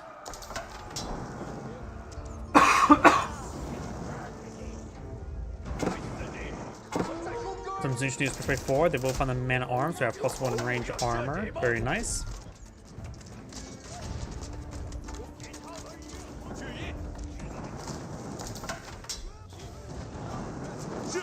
Oh, gate does get set ablaze. Yellow's going to regroup. His heavy armor force should be enough to deal with Signs not heavy armor.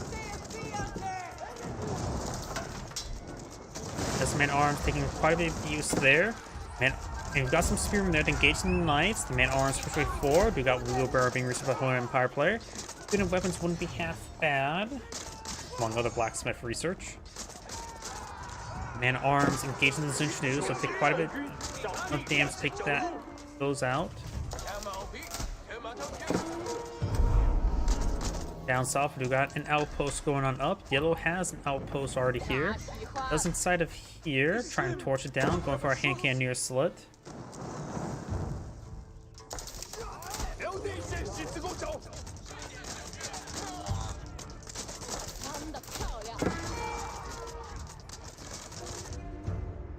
Monk over here. Yellow's monk trying to find the relic. Passed the wrong location. We also got the arrow slipping research, which will have higher DPS versus the outpost than the hand cannoneer slit due to its higher rate of fire. And the villager is taking some hits there. The Chinese villager does go down. The knights will be cleaning up the outpost now. Though the knights will take a bit of damage from it. And this one's almost dead. That knight does go down. Over here, do have, looks like some more of the deer being claimed on up by those villagers. More palisade wolves. Got a fortified outpost now. Does take the scout, so Signs outpost should be just fine for now.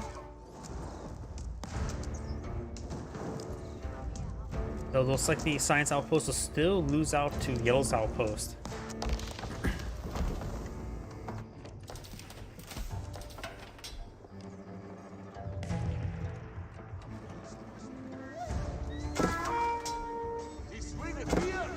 Single Knight does slip around, gains some good damage. No Spring Golem placed on the Bardic in the Sun. But he does finish it off there with a hand cannoneer.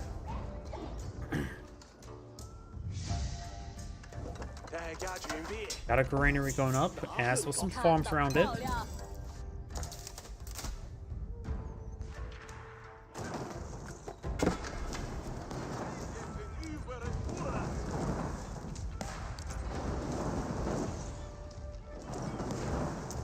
The outpost has been set ablaze, and I'm just going to let it burn to death. And plus, we got quite a bit of Cyan units here. Does split up his damage a little bit. Zinchnu is firing away. The Chinese player is still age 2, has enough gold to age up, needs a lot more food.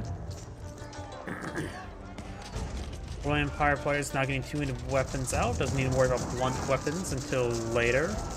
Man-at-arms trying to gauge those Zinchnus. The Spearmen don't have any damage increase upgrades, so they have 8 damage. The Man-at-arms could be upgraded for more melee armor to get, so they could have 6 armor, making the Spearmen do 2 damage each. It's probably a good idea at the moment. It's going for some range damage, going for melee damage as well.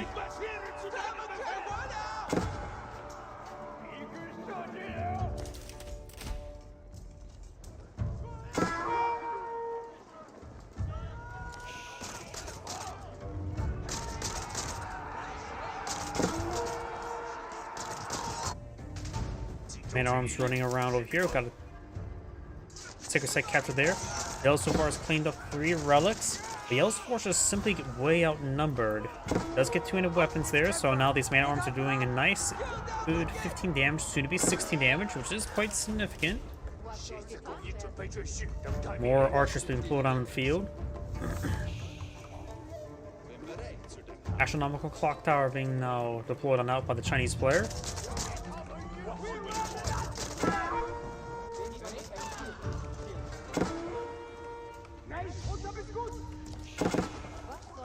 Force still being pursued, deer being cleaned on up. Trying to find more of the walls. Are those 2 relics next to each other, or was that relic partially picked on up? That may have been partially picked up because I can see no sort of like wheelbarrow or discarded thing right there.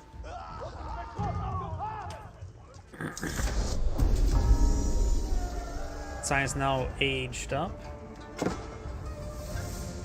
Going for a fortified outpost now for the Holy Empire player. Charlotte does go down. At this point in time, going for veteran Zinchnu won't necessarily improve the damage against these Man-at-arms, but will improve their health at least.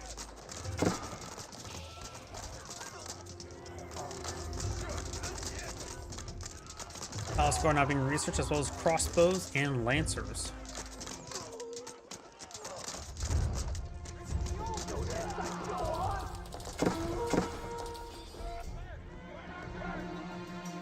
Man-at-arms making their way down south. This outpost, I think, is a different outpost. I don't think it's the same one that was set ablaze. I don't think it was saved.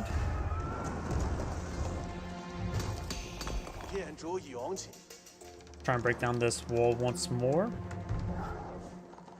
Wolf wants the flaming stick.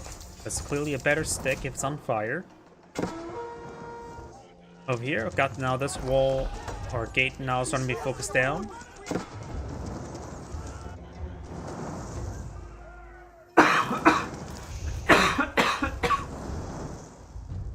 Relic are in the region to claim the relic. Also, Swab are not going on up. The Chinese player just advanced to the Castle Age and be fighting against Imperial Age, and this will give the Holy Empire player capability to fabricate villagers.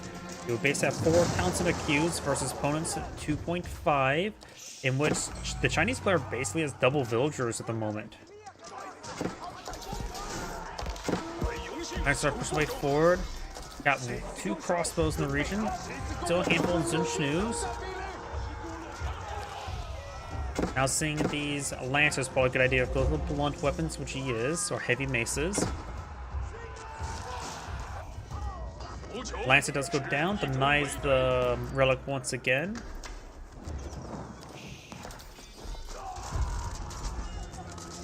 Now these archers are getting hit quite a bit from the Zunchnoos, but he does have +2 range armor, while the Zunchnoos only don't have additional damage. So doing 2 damage per bolt against archers is actually not that great.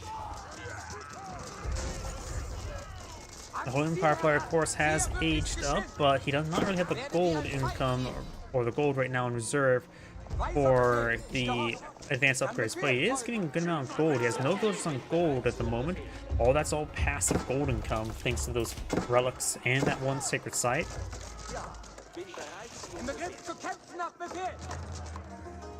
Pal Swabia's Q is almost consumed. Going for elite man-at-arms, as well as more man-at-arms. Got a couple crossbows here to put some more holes in the man-at-arms.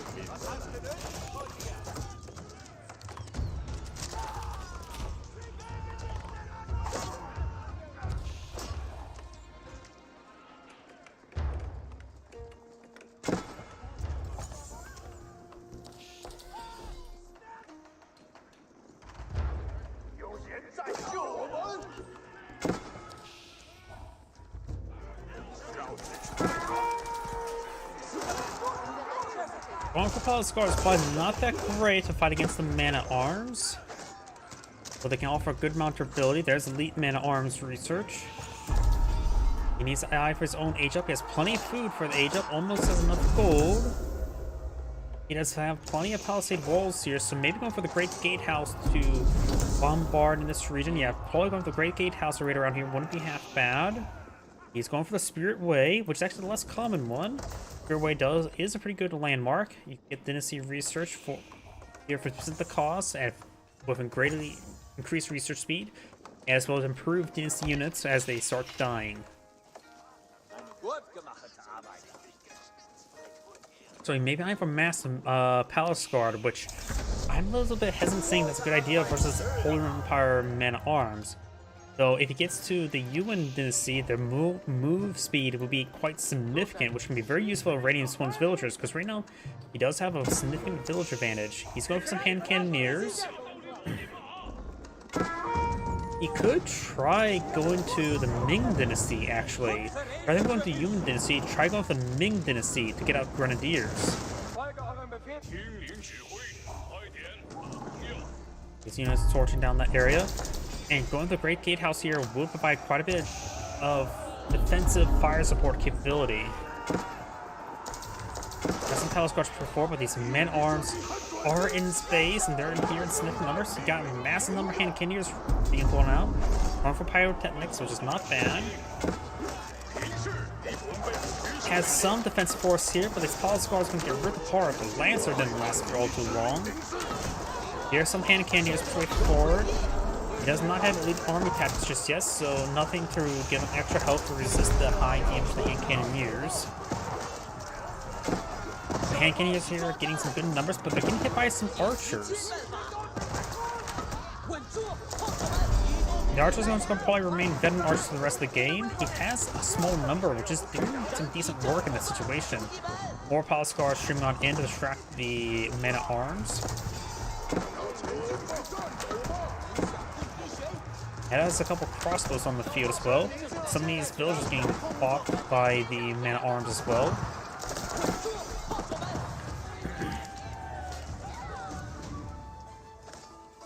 He has a good number of farms now on the field.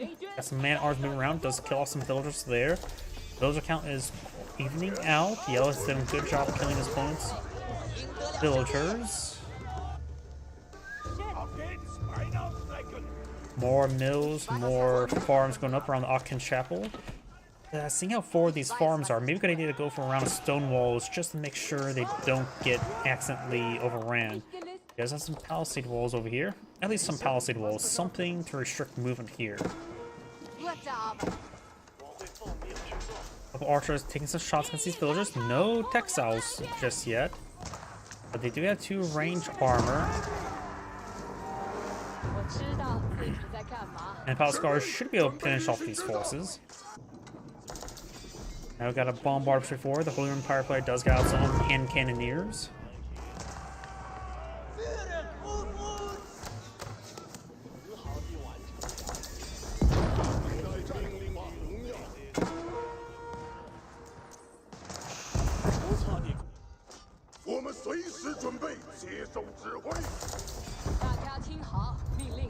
Now it's trying to go for around the walls there.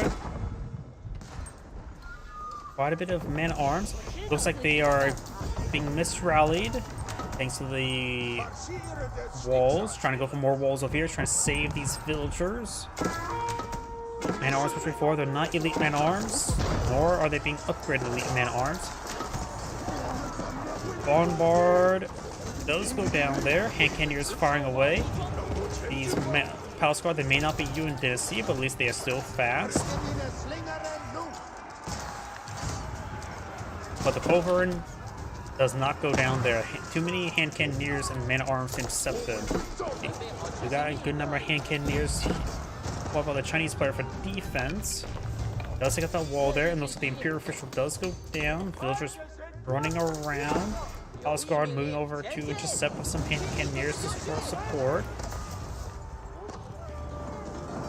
Pushing down that gate to create a opening. Just ignore that opening.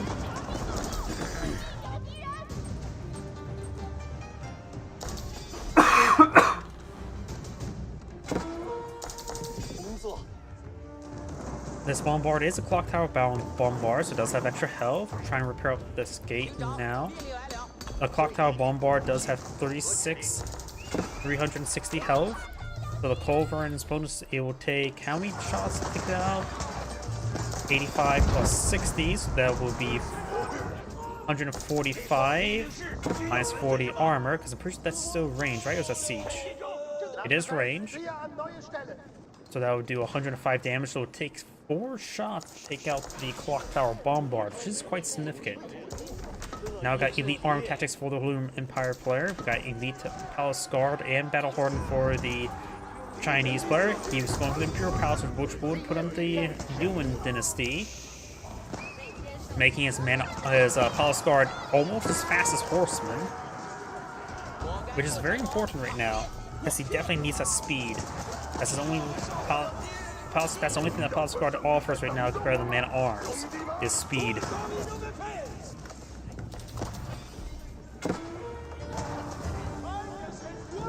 The Yuan Dynasty has begun. Now it can also get out pagodas for 0 relics.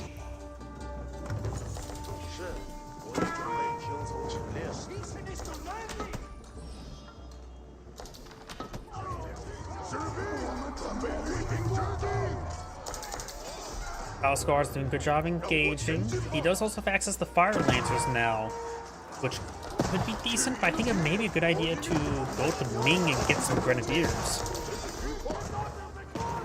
Be a bit expensive right now because he has no food in reserve. Let's click on Spirit Way. Let's see. Oh, here Palace is right there. There's the Spirit Way. He does not have Ancient Techniques research just yet. And that would improve his collection rate by 12% right now, which could be very decent.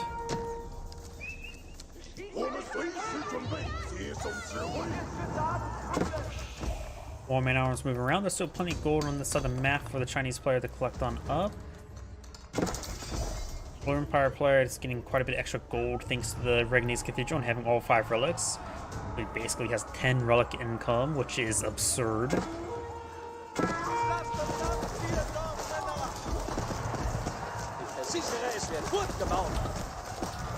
And Cannoneers getting some good damage on these forces. Over here, more man-arms taking out some more of these villagers. Got a spring bone placement here and a bunch of Palace Guard, a little bit idle. More of the man-arms there, Hand Cannoneers. So these Palace Guards are trying to find another opening. They do have 1.58 movement speed. Horsemen actually move at 1.88, so they're closer to the heavy cav when they are already heavily armored.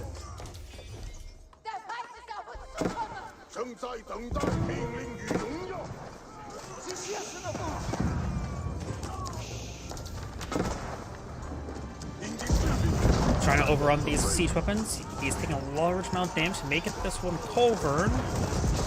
Does get the one Culverin, won't be able to get anything else. Hand Cannoneers before, they also do get the improved movement speed. And does pick out that other Culverin there, taking a little bit of damage. Here comes the Palace Guard. This bombard is sieging down the keep, or maybe the Hand Cannoneers. Mangonel does get a good shot there on the hand cannoneers, but thanks to extra range, they keep their distance a little bit better. Another Mangonel shot there. Bombard getting repaired on up. He now has 2 bombards to engage his opponent's 1 bombard. Trying to push villagers, trying to repair those walls, but he looks he's having trouble. There's 51 Palace Guard on the field cube, but having trouble reproducing them. There's currently 30 Holy Roman Empire hand cannoneers versus the Chinese 23. The Chinese ones are, of course, higher quality with their extra range. In fact, they have chemistry as well, while the Holy Roman Empire player does not have chemistry yet, so that is a bit of an oversight. He's now going for Siege Works, giving his range siege weapons plus 10 range armor and extra health. Very important when fighting against these hand cannoneers, because his Culverin got deleted as it only has 10 range armor. Going for a pair of bombard emplacements now. You can get a good number of relic equipped bombard emplacements to annihilate the Palace Guard that may be running around. Doing 96 damage, range. That should 3-shot the Palace Guards. Bombards doing some severe damage to the keep. Palace Guards able to overrun the Mangonel there.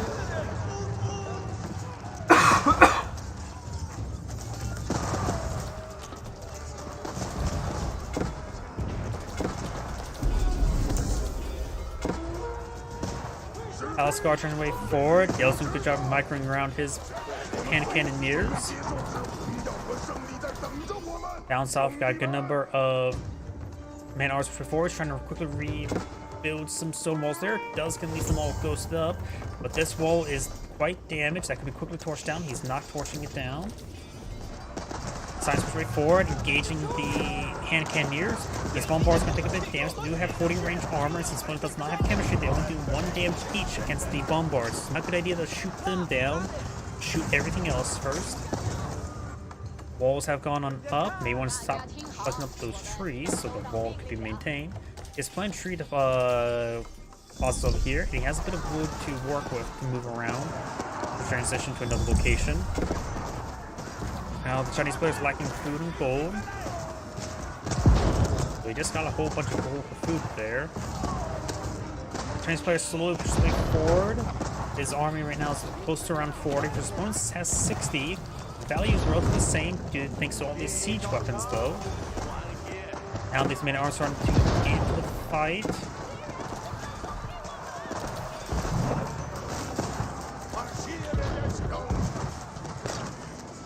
And now the man-at-arms are able to close on in. They may not be as fast as man-at-arms or the Palace Guard, but they're still as fast as archers and spearmen.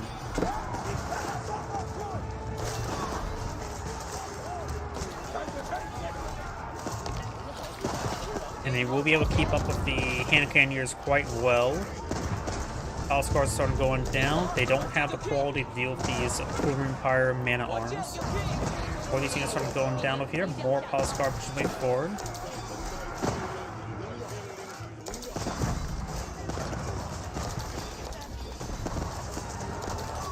Single Culverin pushing way forward to ward away the bombards. Now it does have 20 armor, but still can get ripped apart by these hand cannoneers. This will have a lot more breathing room with the extra health and armor.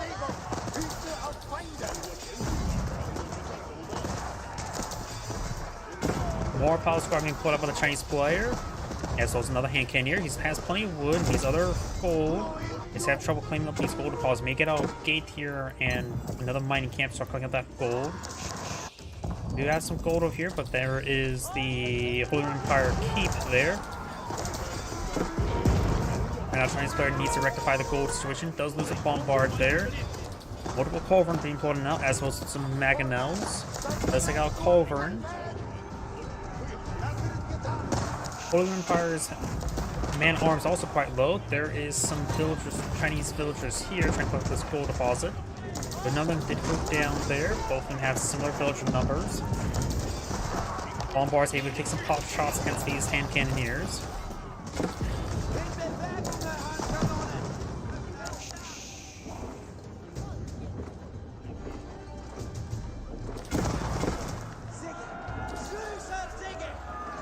What did they just shoot at? Didn't see anything right there.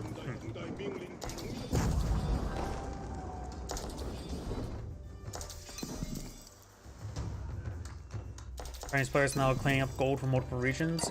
So is the Holy Roman Empire player. He's rapidly eating through all the gold. He does so, of course, have all those relics for extra income.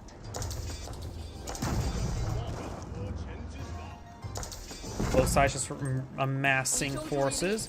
And looks like these palace guards are going to rip apart these villagers. No response there by Cyan. We'll lose a good number of villagers there.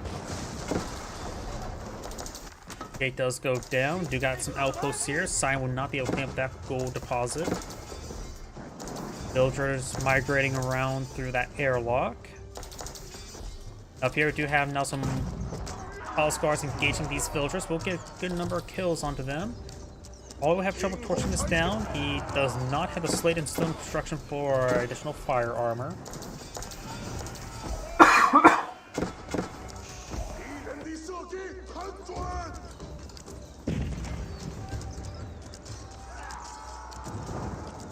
It does get another good raid there on these villagers. Very, very nice. The Chinese player is just out of gold. He has a good number of palace guard on the field. One has to rely on what existing hand cannoneers while keep those in defense. There's hand cannoneers. He could throw them on top of the wall. He's attack moving over this direction, which he should stay behind the gate, but he may want to go on top of walls, not for the extra range. So I'm going to push my way forward. I'm gonna get on top of walls there, but oh, too many of them charge their way forward. So he's losing an unnecessary amount of hand cannoneers here. But should win out that fight. He's probably busy microing these palace guard, ripping apart some of these villagers. Let's take out all those man-arms, and I can go ahead and claim some more gold here. Going for a round of stone walls, not a bad idea. It's short distance.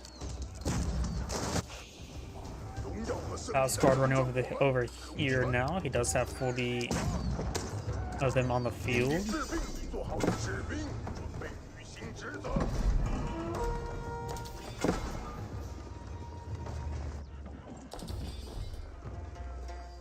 This gold deposit still being claimed. There's still some decent amount of gold there. Palace guards could raid it, no problem. Doesn't have outposts here trying to raid up this gold deposit. There's still a decent amount of gold there for either player to claim. More of these villagers migrating over here, trying to claim some stone. Roman Empire player has plenty of resources in stockpile. Maybe Cyan should try eyeing a trade route possible, but right now this trader has a keep nearby, and this trade post has a whole bunch of everything else, but it's actually probably easier to secure this one than this one at the moment, because you have to go all the way down here nonetheless. So it's probably easier to secure the left one than the right one, since he already has the opposite corner secured, as well as a lot less resistance. Palace guard charging the way forward. Got multiple. Ooh, Mangonels do get a decent volley on the Palace guard. Gains good damage from everything. Palace guard being forced on back. These Palace guards now charging, hitting the villagers once again. We got some archers in the field, some feudal age archers, because he had to spend that resource on something. Right now, that's the only thing he can get. Spearmen, horsemen, nothing of real value. Aiming for the better upgrades on those units.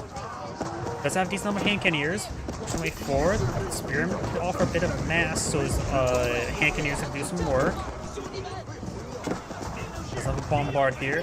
Mangonels push way forward. Have to make sure everything stays alive. Another round of Palace guards engaging the hand cannoneers. Does dodge that volley there. Now the Palace guard needs to actually start hacking apart those Mangonels best they can. Does get one. Getting some of the hand cannoneers now. Does use the bombard to engage the culvert. Culvert's trying to retaliate, but then does get a decent volley there.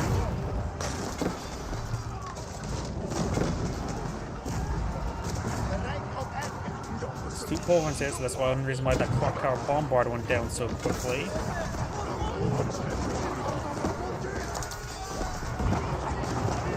Chinese player has plenty of wood, needs to sell off that wood for gold. And right now it's having trouble with his food collection because I think a good number of villagers now back here got killed off. So right now he's down 82 versus opponent's 105. And the Roman Empire player has enough resource stockpiled up, so he doesn't need to focus on villager production. And now because of batteries before, the villagers could torch those down. Stone walls go down. And Cannoneers firing away.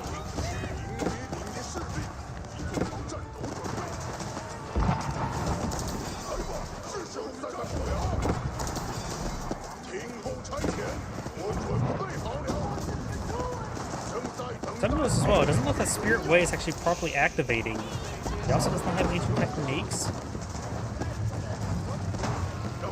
I mean, that should probably increase attack speed and other effects. Oh, no, they look like they are getting affected by attack speed, so they don't have any icon up there for the actual effects for it.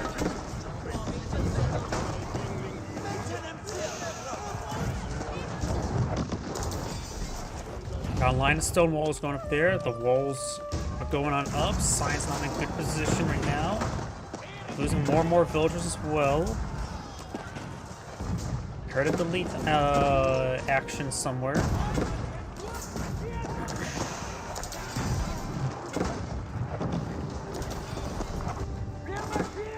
Veterans breaking through over here. Mangonels don't get a good shot there. More villagers being queued on up from these two town centers. He does have a third town center, but right now it's just no longer strong because he doesn't get the faster villager production.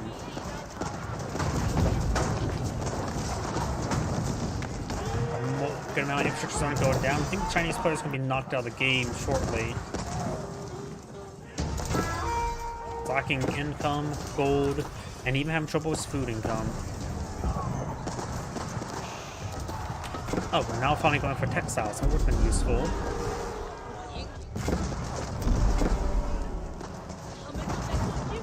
Oh crap, I just realized something. Yellow's so far killed off 175 villagers. I don't think I've ever really seen a number that high before in villagers killed.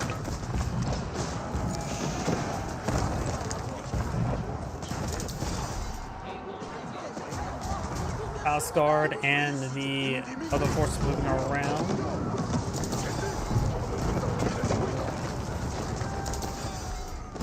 Yeah, I don't think the Spirit Way is actually properly being affecting anything. I don't see any health regen or attack speed or anything like that.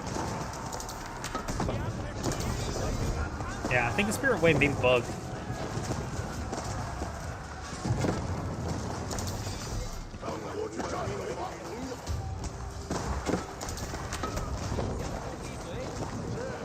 The man-at-arms have gone down, so has the Palace Guard. Hand Cannoneers versus Hand Cannoneers. Both of them have chemistry upgrade, but of course Pyrotechnics does give Cyan a pretty big advantage. But there's so many other stuff to way forward. The battery rounds will destroy a good amount of landmarks pretty quickly. Does have to kill a good number more landmarks. Here's another 2. Alright, the sun over here has gone down, so I think this last remaining 2 landmarks, and Cyan us back to the game now. This is Angry saying thank you for watching, and on to the next replay.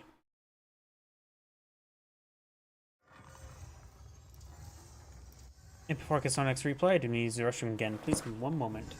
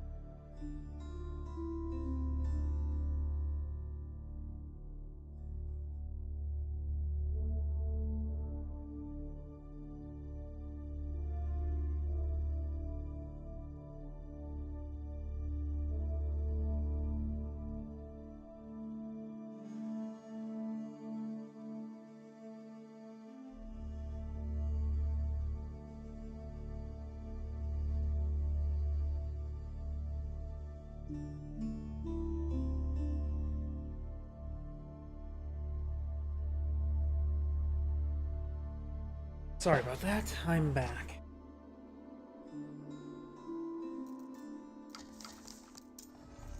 I think that was the last replay I can get from him, so let's go on another replay.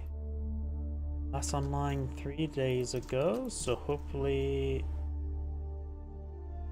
this one?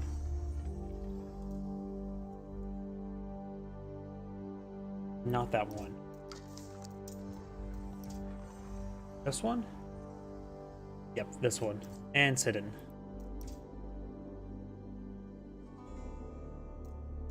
Sidon. Left Slum line 11 days ago, 3 days ago. That name's too common. Here we go, 1 day ago.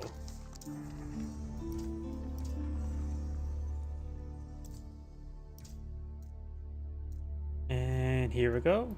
We gotta be careful. I know I cast some replays with him earlier, but not this one.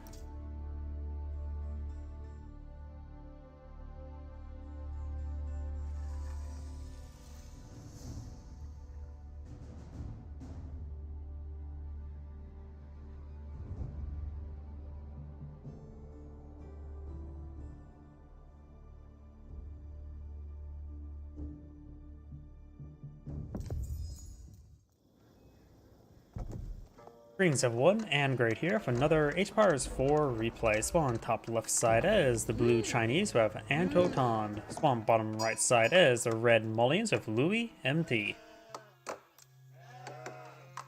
When it comes to map generation, we do have a deer deposit nice and safe back here for the Mullion player. Of course, there's plenty of small gold deposits from mining pits. He does have 2 relatively safe ones for the mining pits itself. Of course, he is Islamic, but does not get any benefits, additional benefits by clicking on berry bushes. But there are 2 berry bushes relatively close by with some stone here and there.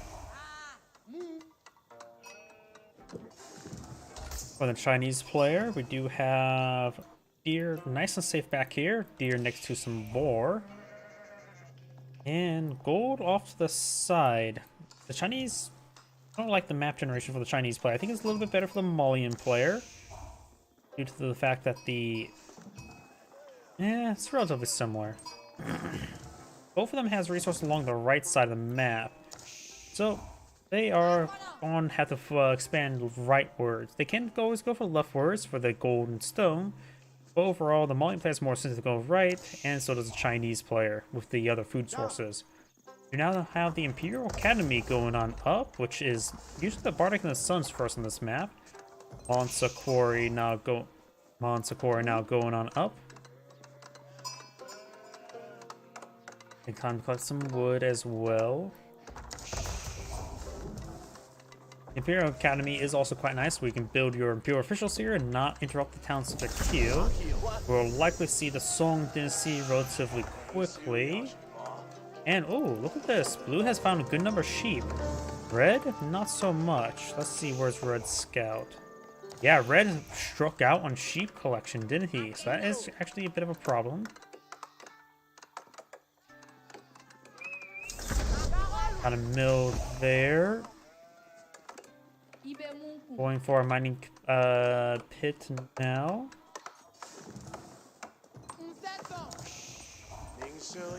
The Mullion player is going for a bit of wood research, or not wood research, wood collection, and is eyeing for wood research and the wheelbarrow, which is basically, oh, and the scout is just being annoying. Nice little juke out there.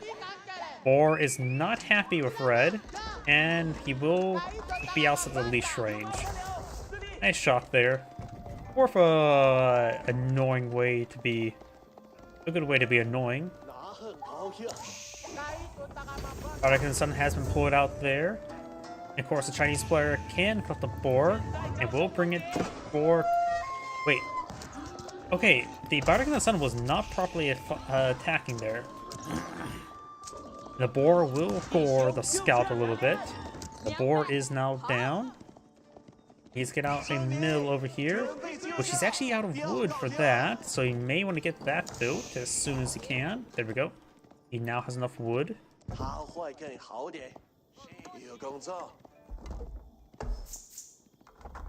was going to say, he may want to build it faster than one villager, but Chinese villagers do build more quickly. He's now the Song Dynasty, so now his villager production rate is increased by 25%. We got cows coming on out. Keep those doggies rolling.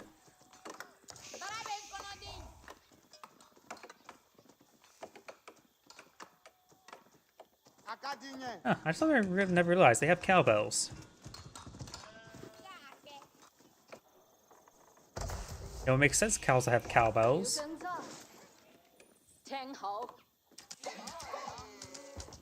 It's starting to hunt some of this deer as well, so Bread is going to eat the food source in the map very quickly. He's eyeing for a secondary town center. He has enough stone for a secondary town center. Needs more wood.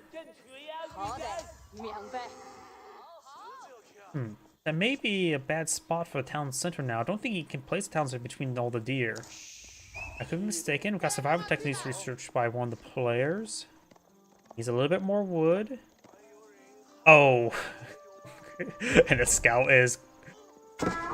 Okay, he did force the town center to be built there. It slightly could have built a little bit right here-ish. I don't think it would pull it right there. That was a really nasty spot to put the scout. I like that. Now do you have the Imperial examinations? Don't worry, we shall all fail the examination.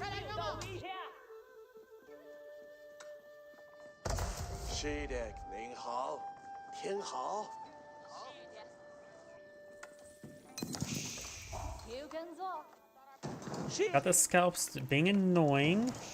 So blue scouts being annoying, red scouts being annoying. The scout is just being annoying. And yet they're not shouting they need a dispenser. Even take time to repair the mining pit. Probably best just to ignore it for the time frame, that scout.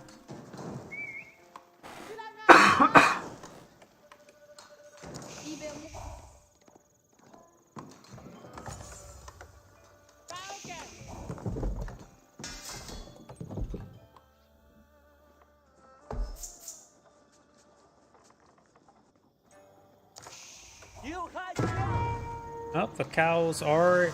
Let's see, he has 18 cows inside of the cattle ranches. And he will get the last cattle ranch out on the field, so he's not going to just keep 2 to be eaten. Does have a mill next to the berry bushes, so you can always collect on up as well. He still has a decent number of sheep there. Blue has already consumed... Nope, there's still a good number of sheep here for blue. So both sides just equaling up. I'm going to fast forward a little bit. Do see some Chinese spearmen not being put on the field. Mauling player is not going for anything just yet. The Mauling player now has enough resources for the Grand Fulani Corral. You may want to go for an archer range. Astronomical clock tower also being built. We have now the Hardened Donzo research on... No, that's the Warrior Scout upgrade. He may be eyeing for Warrior Scouts. He is going for archers, which is good. Sees all the opponent's spearmen. But he may be eyeing for Warrior Scouts. When he ages up, he can get out the Veteran Warrior Scout. It's in which then they will obtain the ability to do bonus damage to ranged units. Now these villagers gone down the moment, but some are quite wounded. Archer taking some hits. These archers should be able to force back these spearmen. Now do you have sofas, a sofa being queued on out.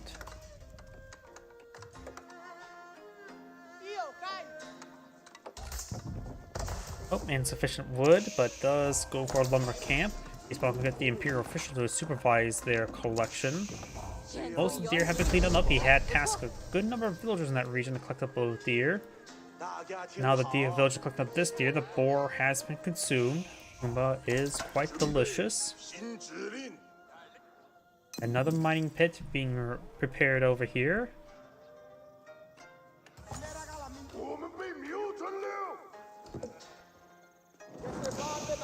More spear being deployed on out. We do have some palace guard. So Warrior Scouts not going to be useful. Sofas will have been trouble versus spearmen. So right now, Musavati Warriors seem like a good idea of the Mauling player. Musavati Warriors will be Spearman 1v1 and will get bonus damage heavy as well. We got a Chinese monk not being employed on the field. We do also have a Mauling Imam. 大家注意，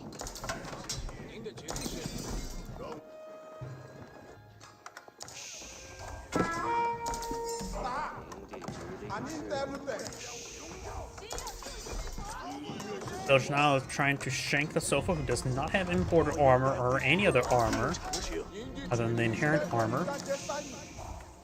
Imported armor now being researched. The Sofa has taken quite a bit of damage. One more hand cannoneer slit will finish it off because hand cannoneer slits do 25 damage.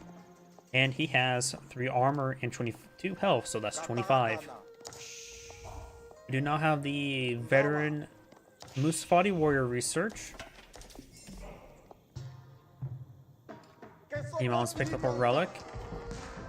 The Sofa's going to receive a bit of damage there. They'll just look inside the Bardican Sun.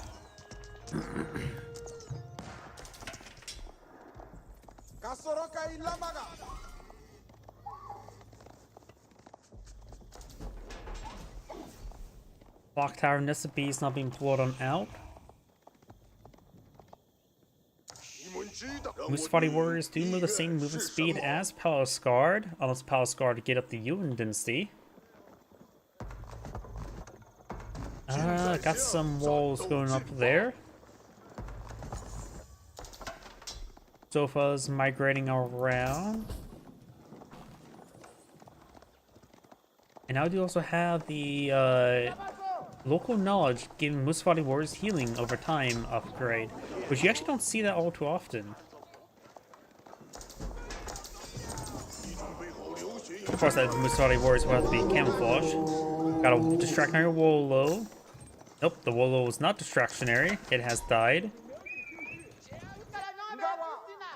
And now the Imam will climb the relic from the blue monk that tried to Wolo out of its way out of there.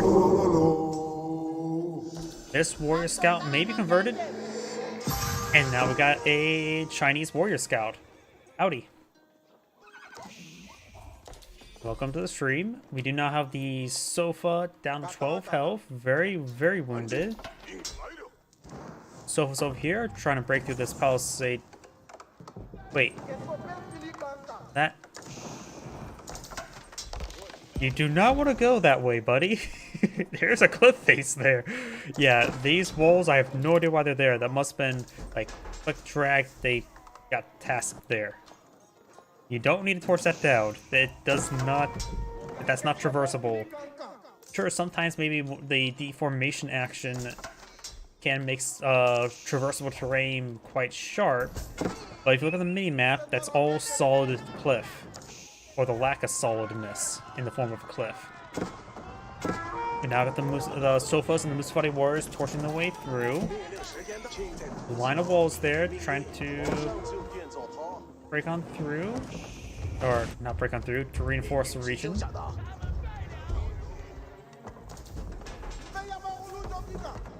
Still some openings here. No longer opening, they've always been ghosted.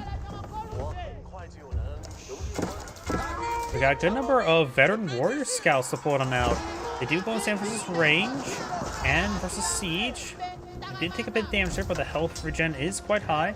Musfati warriors are quite wounded thanks to those Nessa beasts. There's 3 of them there, so that is a significant number.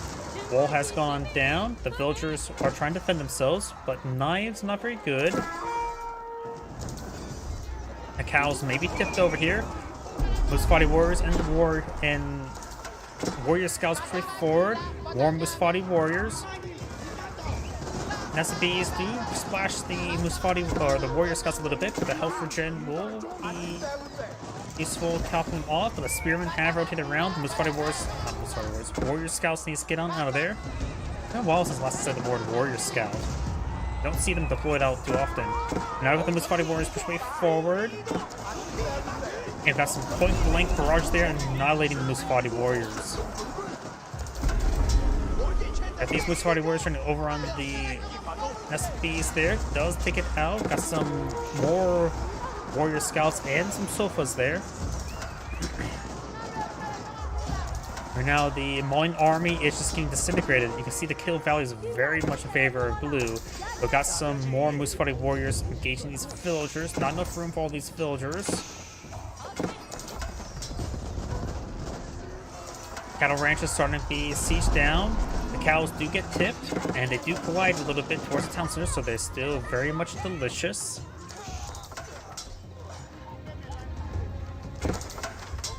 Over here, Musfati Warriors can't hit some of these villagers. Both sides get off similar villager numbers. But right now, the Chinese player has a very good number since he is for Song Dynasty and have 2 town centers. The Malian player does still have the Grand Fulani Corral. Got a good number of farms going on up there, but a little bit more exposed. So the Bardic and the Sun is still in the region.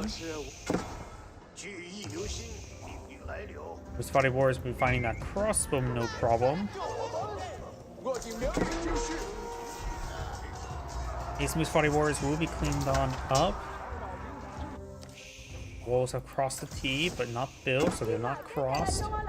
Musfati Warriors pretty forward. Does clean up the walls that are right there that led to nowhere.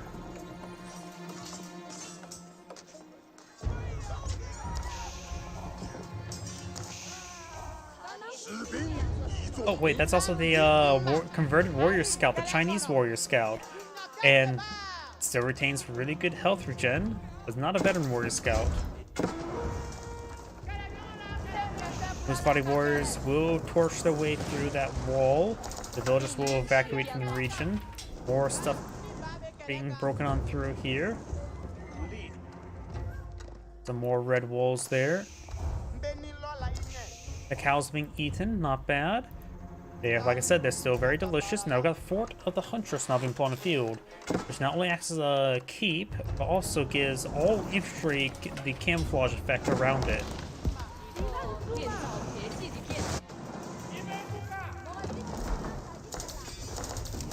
This village will go down. This will put the Chinese player close to pop cap, but not at pop cap. And right now the Malian player is trying to go for some range upgrades, so maybe I can get some archers. I don't think javelin throwers, I think regular archers, poison archers.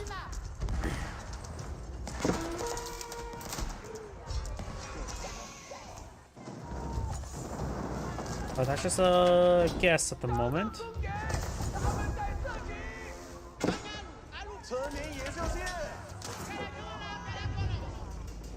Still got some deer still alive in this region, so he's still clicking all that up.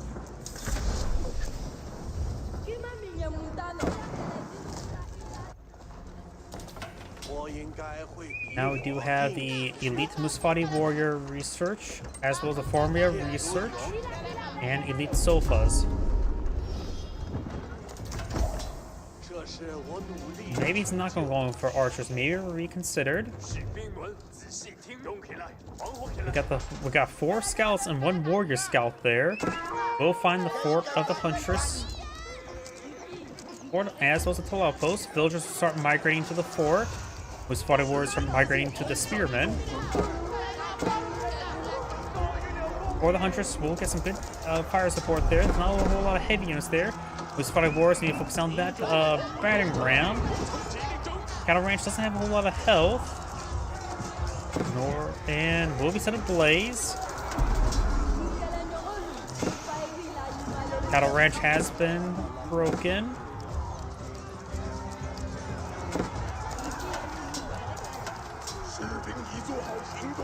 Chinese player is getting some good damage there, but should be forcing back. He has nothing to deal with the Fort of the Huntress in this region.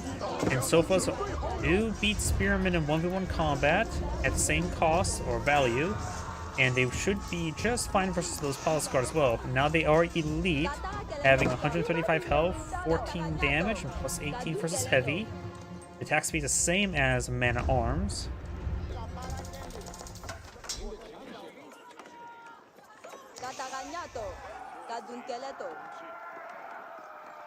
Right now, the Musfati Warriors are very similar to the Palace Guard. Palace Guard right now has 14 damage, same attack speed, same movement speed. They do have more health and armor. Also, the Musfati Warriors also actually move pretty quickly as well, being near the Sofas as well. Sofas do have actually good movement speed, but right now Musfati Warriors moves almost as fast as other heavy cav. The Great Gatehouse now being deployed on the field, being deployed out I am not sure where. Oh, there it is. Very defensive location for the Great Gatehouse. Moose Body Warriors receive a massive volley there from the Nest of Bees. The Great Gatehouse will help him protect his farms.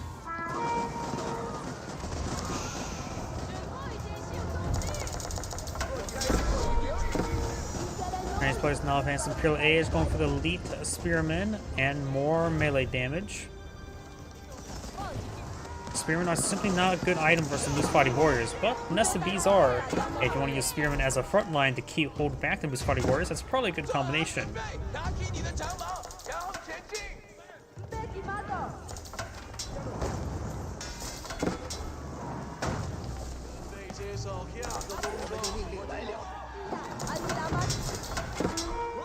Some of the Chinese infrastructure starting to go on down. Over here, more Moose Body Warriors torching down the village.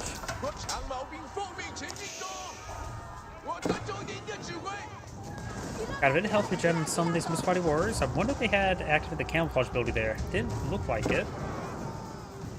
Oh no, there's an Imam there. That's how they got a bit of health regen.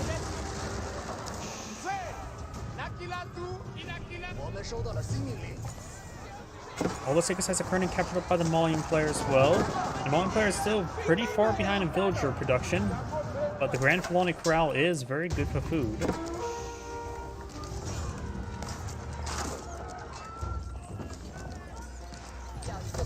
Cardigan's Son does have the Spring Gold upgrade, can be upgraded with the Bombard.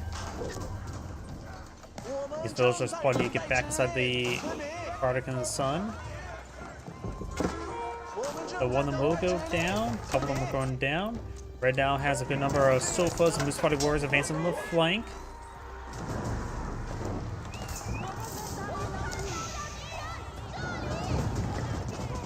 Great Gatehouse did find a volley there. Imam getting stabbed.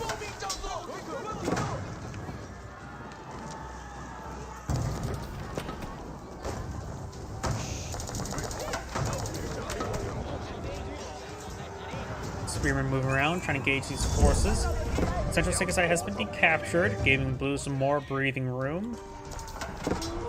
Right now, red is actually pretty low in resources, so is the Chinese player.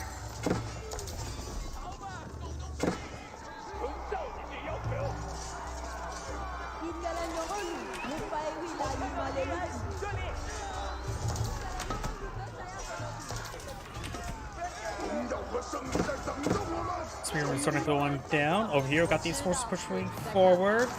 Does get some villagers inside the Cardigan's Son. But right now, these farms are a little bit exposed, and these are reinforced this region with some stone walls.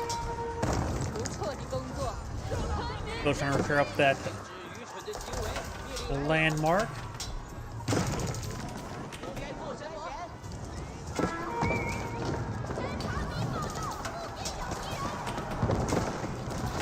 Got a good number of hand cannoneers. Does he have pyrotechnics? He does have pyrotechnics as well as chemistry. These are fully upgraded hand cannoneers. Should be very effective. We got a good number of Moose Body Warriors and Sofas pushing forward over here. As we decide to keep the SBs actually get a good volley even on the Sofas. The Sofas do not have biology research. They do have all the armor, however. Now got some trebuchets engaging the keep. War Spear advancing on the flank. We have 5 Nest of Bees for the Chinese player. Which are getting distracted by the toll outpost. It's not a good idea, along with some of the other hand cannoneers. Asking to hit gauge some of these units, getting some great splash damage on these forces. They're trying to push their way forward. Nest of Bees are very good.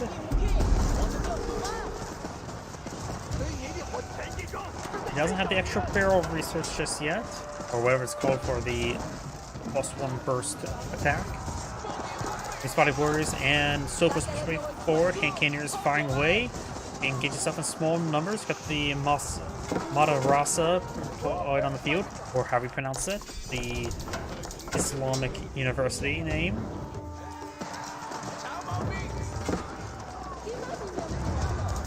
No research currently being researched from it. This Body Warriors trying to engage over here. Now got a Mangonel put out by the Malian player. Going for another Mangonel now.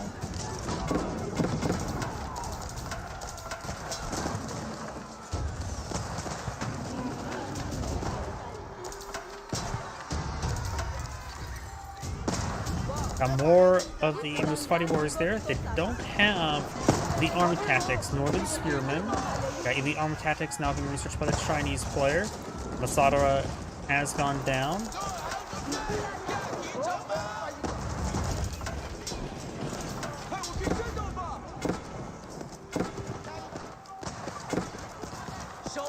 Cannoneers getting distracted by some other stuff. Musfati warriors can't field the spearmen for those Cannoneers nearby.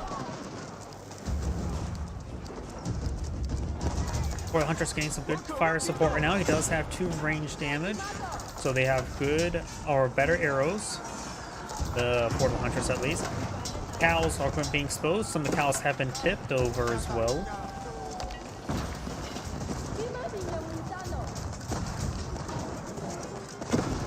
More Musfati warriors over here. Mangonel is trying to engage some hand cannoneers.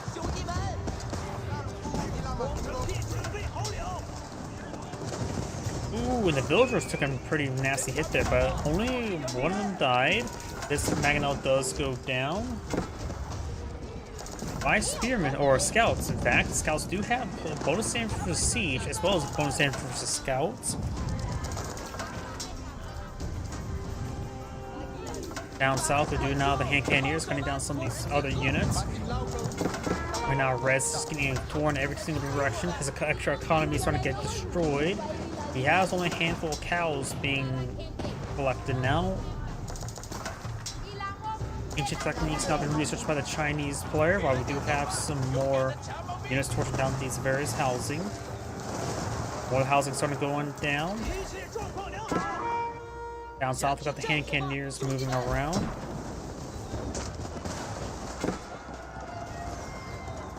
Those Musfati warriors think about charging the way forward. Cal's going to be exposed more. 4 of the hunters not under threat. Got some good damage on the clock tower nest of bees. That does get out of range. Villagers migrating down here. More Musfati warriors being pulled out. Just out of food. It's mostly been relying on the Grand Fulani Corral, but that's been mostly been destroyed. He does have some farms here. Has a bit of wood to get more farms. Following this, even now the farm's under siege. It's not looking good for Red. Mangonel's pushed way forward. Musfati warriors are now camouflaged. There's no scouts in this area to spot them. But the camouflage only lasts for a certain amount of time, 30 seconds. Oh nope, they activated the... No, they were camouflaged for being near the fort of the Huntress. So that was a passive camouflage. Cow is moving around. I wonder, can you capture cows like cheap? Granted, you need a scout. We got a fort or keep up here to help them with the gold collection rate.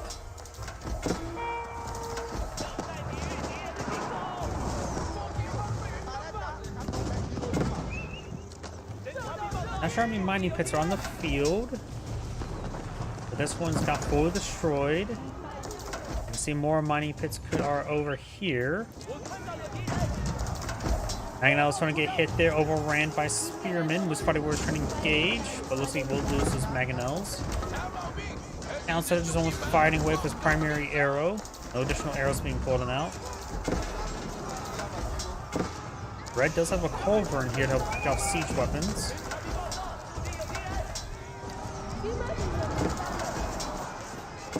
Culverin needs to keep on getting on out of there.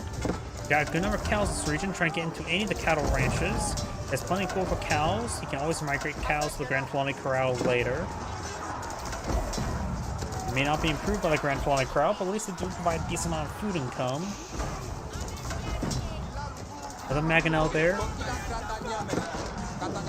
Finds a decent hit there, but still no elite army tactics for the Musfati warriors. So if the elite army tactics for spearmen, the spearmen may be actually better. He is Yuan Dynasty, so they're moving even faster than the Musfati warriors. And now Red does back the game. Zangray saying, thank you for watching, and on to the next replay.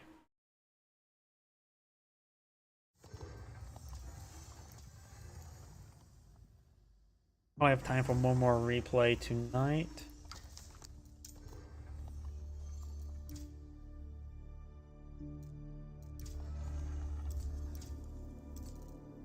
Let's see. This one right here? It's actually closer. That was this one here. 7 minutes to short. Okay, how many times do I have to click on that button? Here we go. Jean. Wait. I think. No, that's from today, so I have not done this one. I think.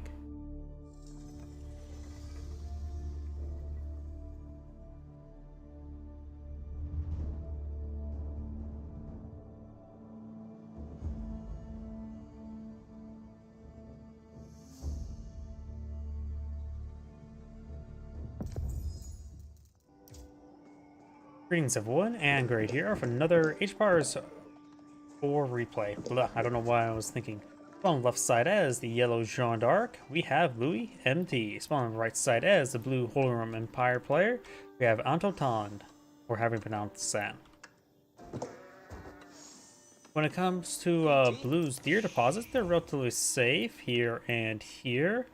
Wood a little bit far off the side with some small amount of gold and stone up here around the corner.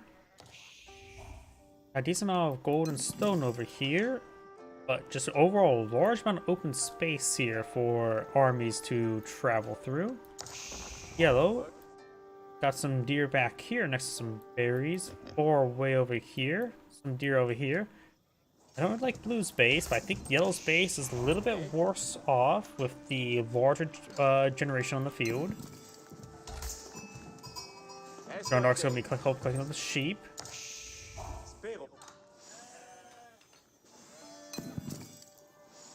We do now have these villagers. Looks like he has placed the prelate in a position so he can inspire all of them in between the two. And there's Akin Chapel now. Which help him with the sheep collection rate, gold collection rate, and wood collection rate.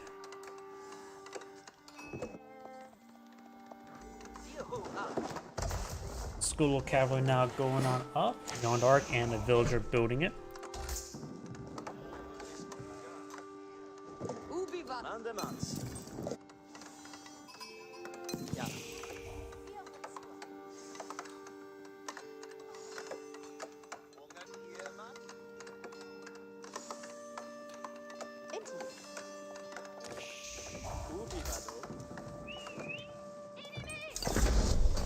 We got a bit of stone being collected by Jeanne d'Arc, so she may be eyeing for a secondary town center.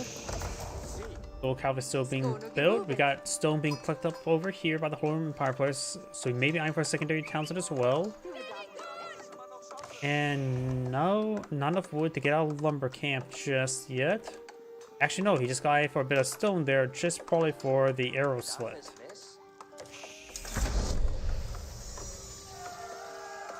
Arrow slit's not being researched at the moment. We do not have an early Royal Knight now being pulled on the field.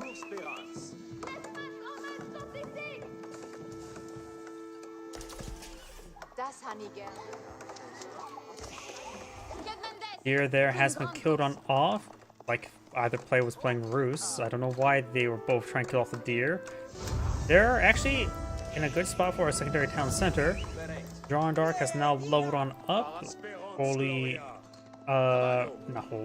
Royal Knight now being put on the field. The Jeanne d'Arc has aged up, leveled up to the Huntress. Got a Spearman here, so the Horseman will do bonus damage to her, but it is a relatively prime target for Divine Arrow.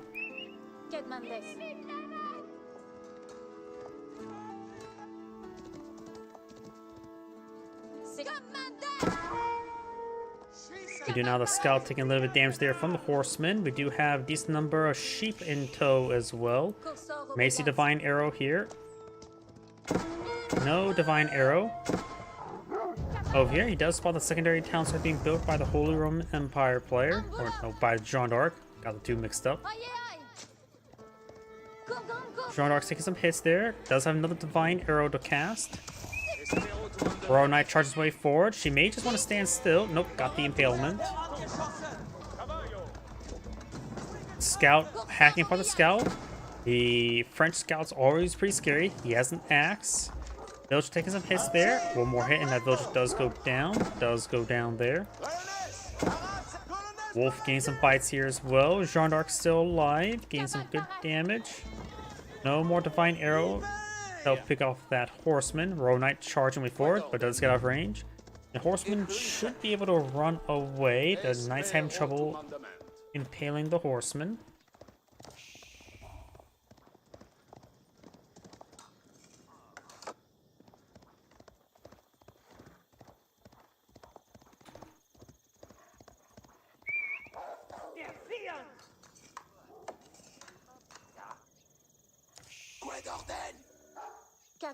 Jeanne d'Arc's now receiving some health regen. Boar is probably still alive. Usually Jeanne d'Arc kills off the boar.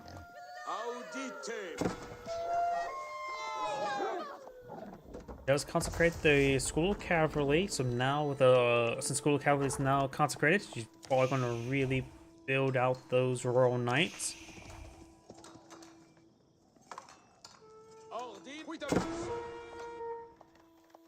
You now have the Scout chasing the Scout. I think the Scout shall win. Rignig's Cathedral now being pulled on the field. You're eyeing for some relics, though Yellow does have some villagers down the field, building some walls around the relics.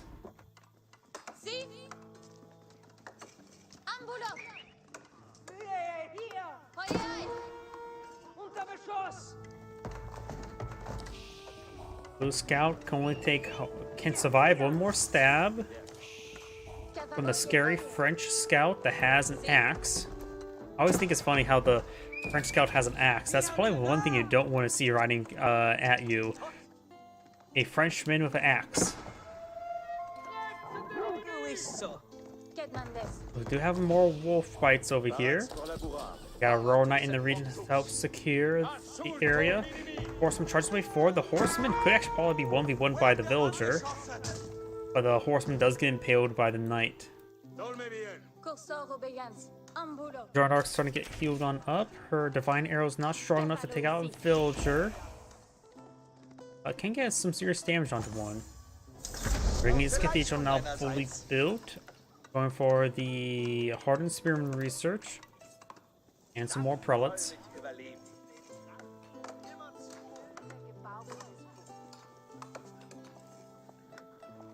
Attention, novos ordines.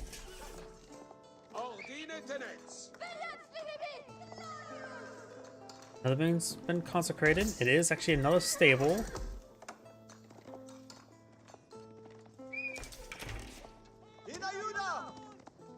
Archer gains some hits there under that Scout. And looks like the sheep does interrupt the charge there.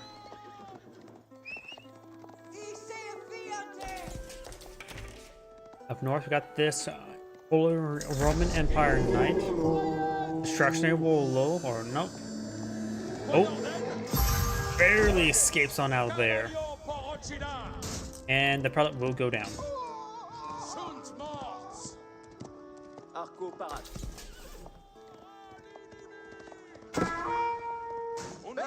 Royal Knight does get a nice charge attack there. The Archer shall go down. And the regular Knight should actually win out versus the Royal Knight right now. Has taken some hits, but has higher damage and armor. But there's another Royal Knight to pull him out.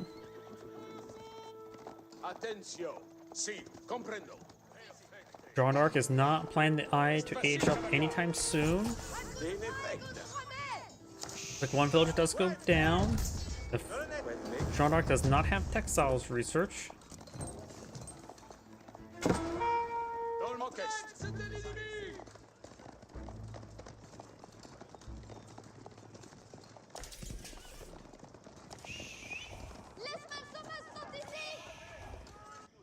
Quid orden. Secund mandement. Attention. Novos ordines. A number of archers in the field, as well as some Royal Knights. Over here, we do have a Knight engaging the Royal Knight. A number of Spearmen over here are trying to escort the Holy Empire's relic to grab the relic. Audite milites. The number of Royal Knights up there. Jean d'Arc is really not eyeing to age up anytime soon.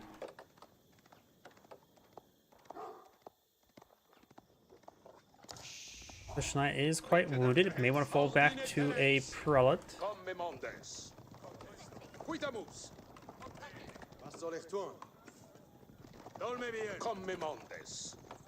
We got a good number of veteran spearmen on the field for the Holy Roman Empire player.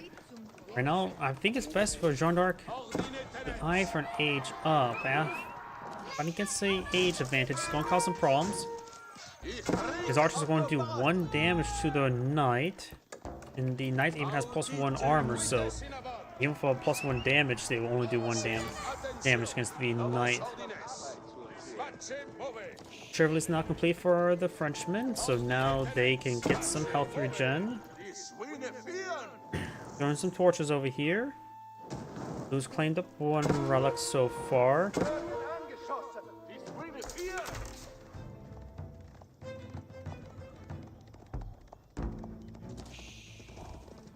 Looks like some spearmen went down there. Those lose the scout, which is actually a bit of a problem. Jean d'Arc can send a map of how close. I wonder how close she is to and level up. She's not even halfway there. And she does get a level up. She would have a 100 divine arrow attack, which would be very useful to engage some of the light units as a spearman, so she would one-shot them with that ability. Royal Knight will go down 1 more slice from, or the regular knight will go down to Royal Knight in 1 more slice. Spearman moving down south. Got a Royal Knight here to camp the relic. He does get a spear brace there, and that Royal Knight goes down. And now the spearmen do have good bonus damage. They're going to do approximately 29 damage per attack against the Royal Knight.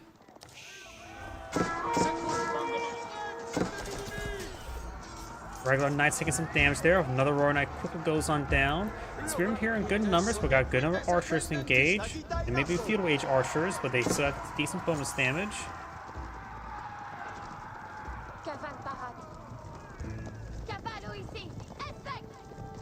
Wonder how if his divine arrows on does activate divine arrow there, so he's going to be actively using it.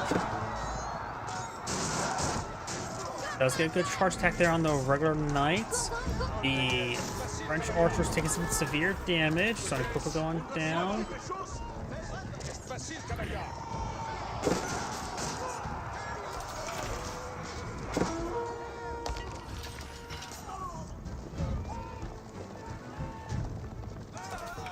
Archers slow being whittled down quite decently. Having trouble keeping its distance. The archers' marching drill has been researched, so these spearmen do have quite a bit of mobility, higher movement speed than these archers, so the archers can't keep their distance from these spearmen thanks to marching drills. And right now they're just standing and fighting. Takes some hits there. We do have Jean d'Arc now leveled up, and she immediately goes down. Couldn't deploy out the champions in time. Pretty sure she selected champions. If she would have got all those champions, would have been a very different story. No, she didn't get all the champions.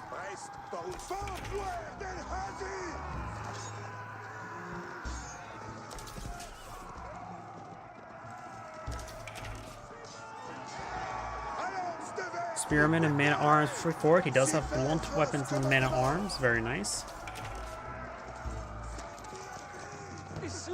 Some of the villagers are starting going down there. Got some relatively forward farms. Got a relic inside this outpost as well. Damage output's not too great, however.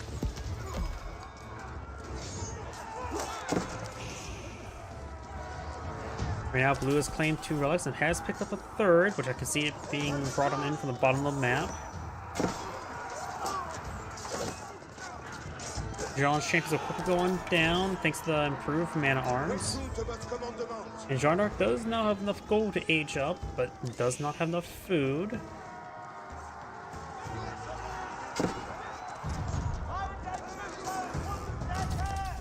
Maybe a good idea for the Holy Roman Empire player to mix in some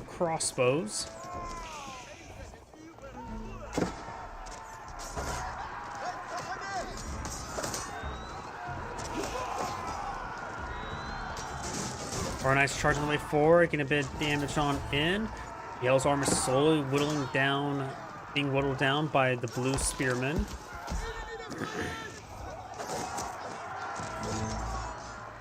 Spearmen starting engaging the Royal Knights. Royal Knights are forced to stand and fight. The Archer's doing some good work. Right now, Jeanne d'Arc has not been redeployed. She costs 500 gold, and she needs that for the age up. Never mind. Jeanne d'Arc has been redeployed.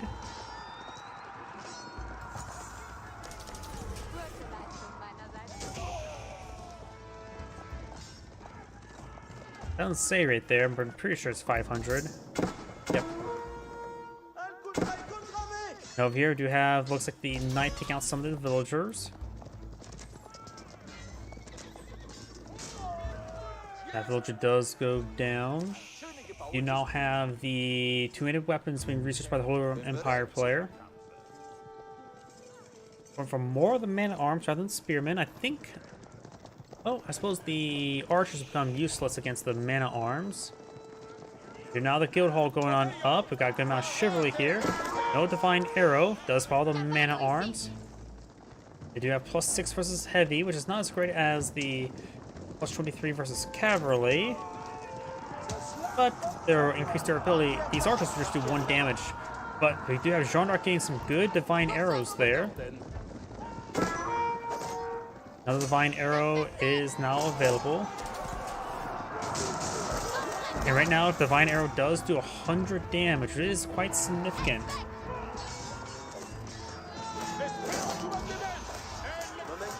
That divine restoration there gains good health on all these Royal Knights. The Royal Knights are quite wounded. Now Jeanne d'Arc has aged up.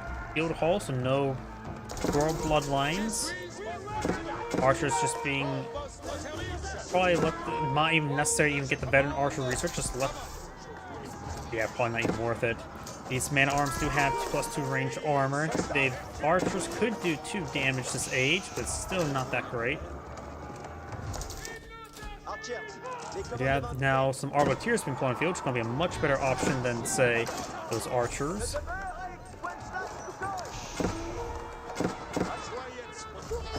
Does get another round of Jean's champions put out. Jean's going to be standing and fighting here. Can't go back any further, or else the villagers will start being hit.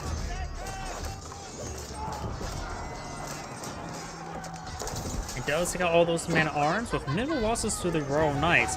The chivalry will be very useful to get them healed on up, as well as Divine Restoration. You might want to use Divine Restoration as soon as it gets off cooldown to get those guys topped off quickly enough. Villagers now claim boar. There's actually only 4 villagers there. I don't think I've ever seen somebody try to claim boar with 4 villagers. It's not going on too well. And none of these Royal Knights are severely wounded. Someone started going down.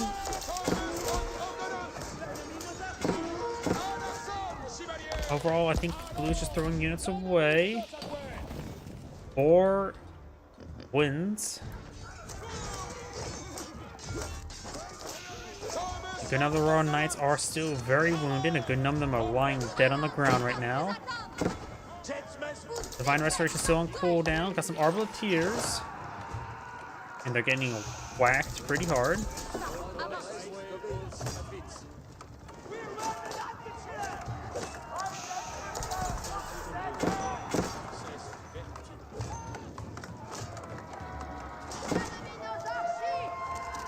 Arbaletiers being put in large numbers. He needs to use Divine Restoration right now. They're far too wounded. Losing a good number of those knights there.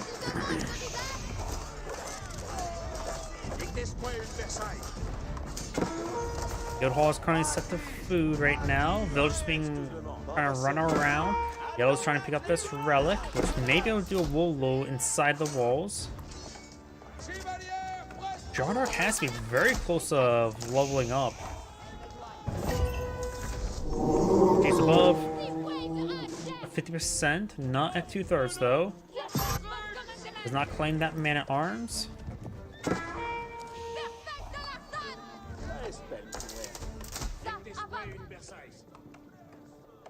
More man-at-arms being pulled out there. Got some man-at-arms here as well.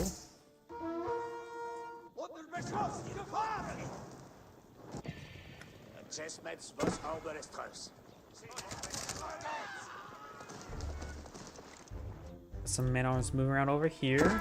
This man-arms running his way forward.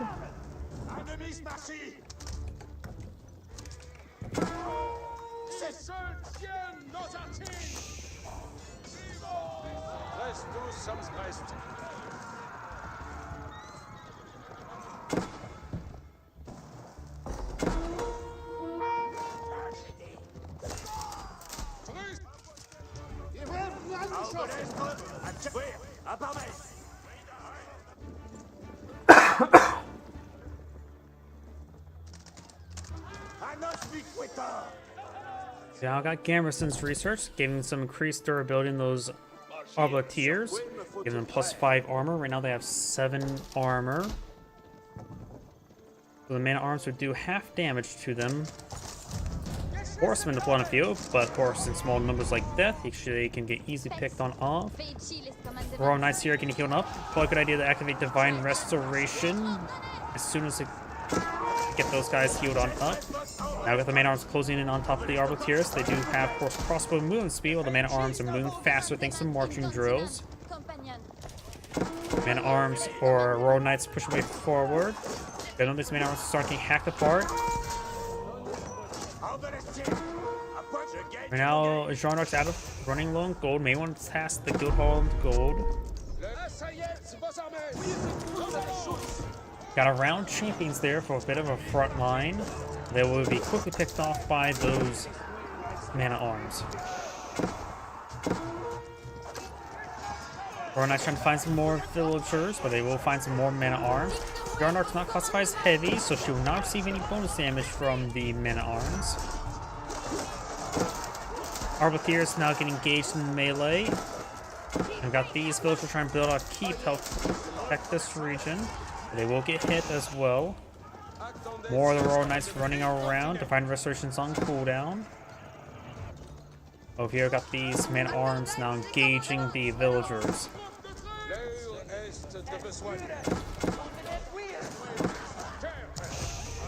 Some of these villagers now getting hit pretty hard.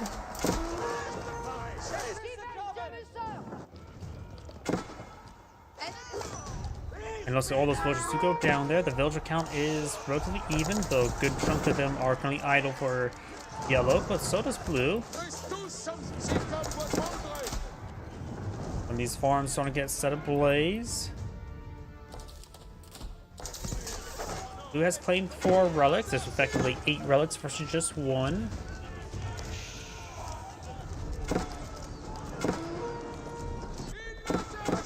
Panels are here, or Royal Knights running back home. Getting some good health regen. Does find some more villagers there.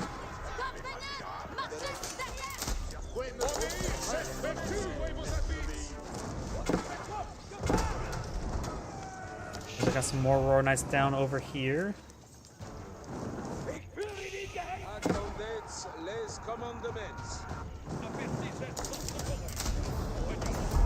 We also have some lance connects now mixed on in as well. They offer higher damage than the man-at-arms.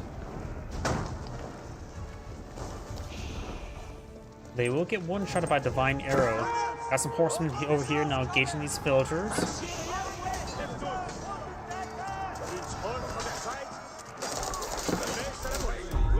More Royal Knights push way forward.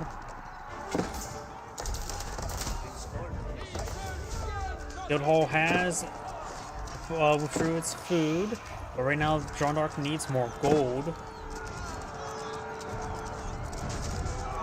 Noticing inside the town center, as well as the keep, since there's extra swords, there's going to be a lot of extra safety for the villagers, as well as a lot of extra arrows.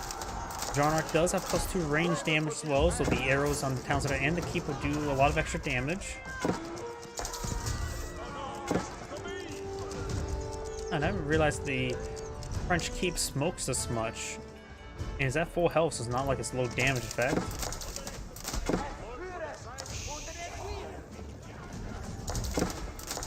Villagers migrating straight into the man-at-arms. That's not great. Looks like they're heading down over here to this gold deposit. can't get out of the base, Jean d'Arc. Villagers now going to try and create another opening down there. Man-at-Arms in pursuit, however. Got some Arbiteers here.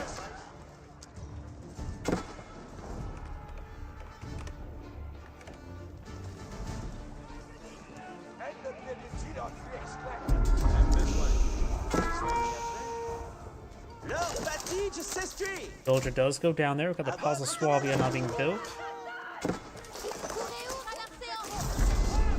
Jean d'Arc does go down, and she's not replaceable at the moment due to the 500 gold cost. Arbiter is getting some good damage on those Man-at-Arms. More of these farms have been torched. More Man-at-Arms are here. Palace of Swabia is going on up for the Holy Roman Empire player. And with that, he'll start fabricating villagers pretty quickly. Jean d'Arc does have 2 town centers for her own villager production.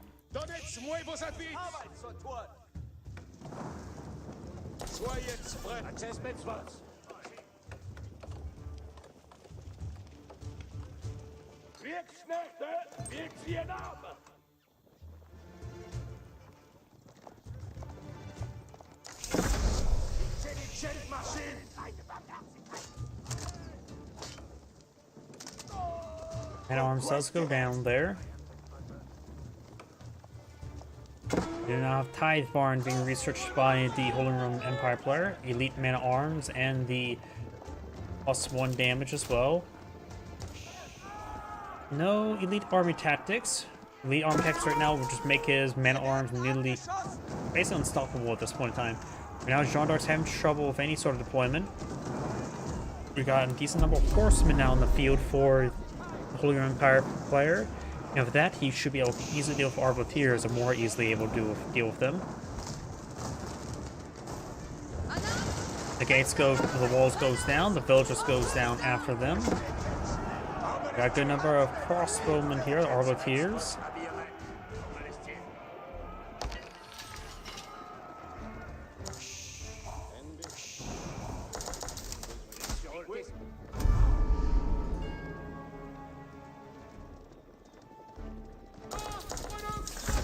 Now the Elite Army Tactics is now being deployed in the field. Got Jean d'Arc redeployed as well.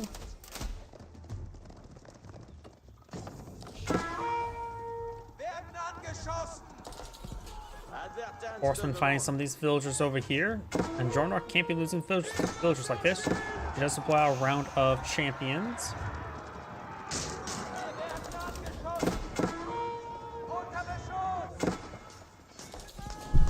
Sorry, my phone.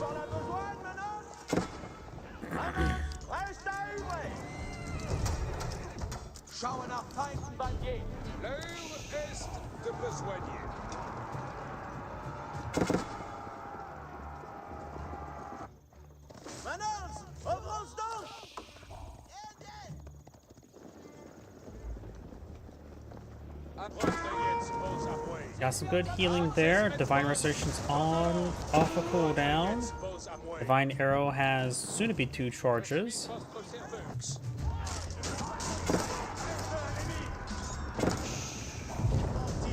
These Man-at-Arms push way forward, torching down the town center. There's nothing much the Jean d'Arc can do to stop them. Has a good number of Arbiteers. Some of them are getting distracted by a different set of army. The attack move was not a good option right there. Only a handful of Royal Knights to hold the front line for the Arbiteers. Arbiteers are standing and fighting. Jean d'Arc has now leveled up. She now has the Divine Blast, which does do 150 damage. There's not enough to one-shot the Man-at-Arms. Would almost one-shot a Horseman. But now everything over here is just getting completely surrounded and crushed, and Jean d'Arc does back the game now. It's Angrade saying, thank you for watching, and on to the next replay. And with that, that's going to be the end of the stream. My voice is starting to go out, so everyone, thank you for watching, have a good evening, and get some good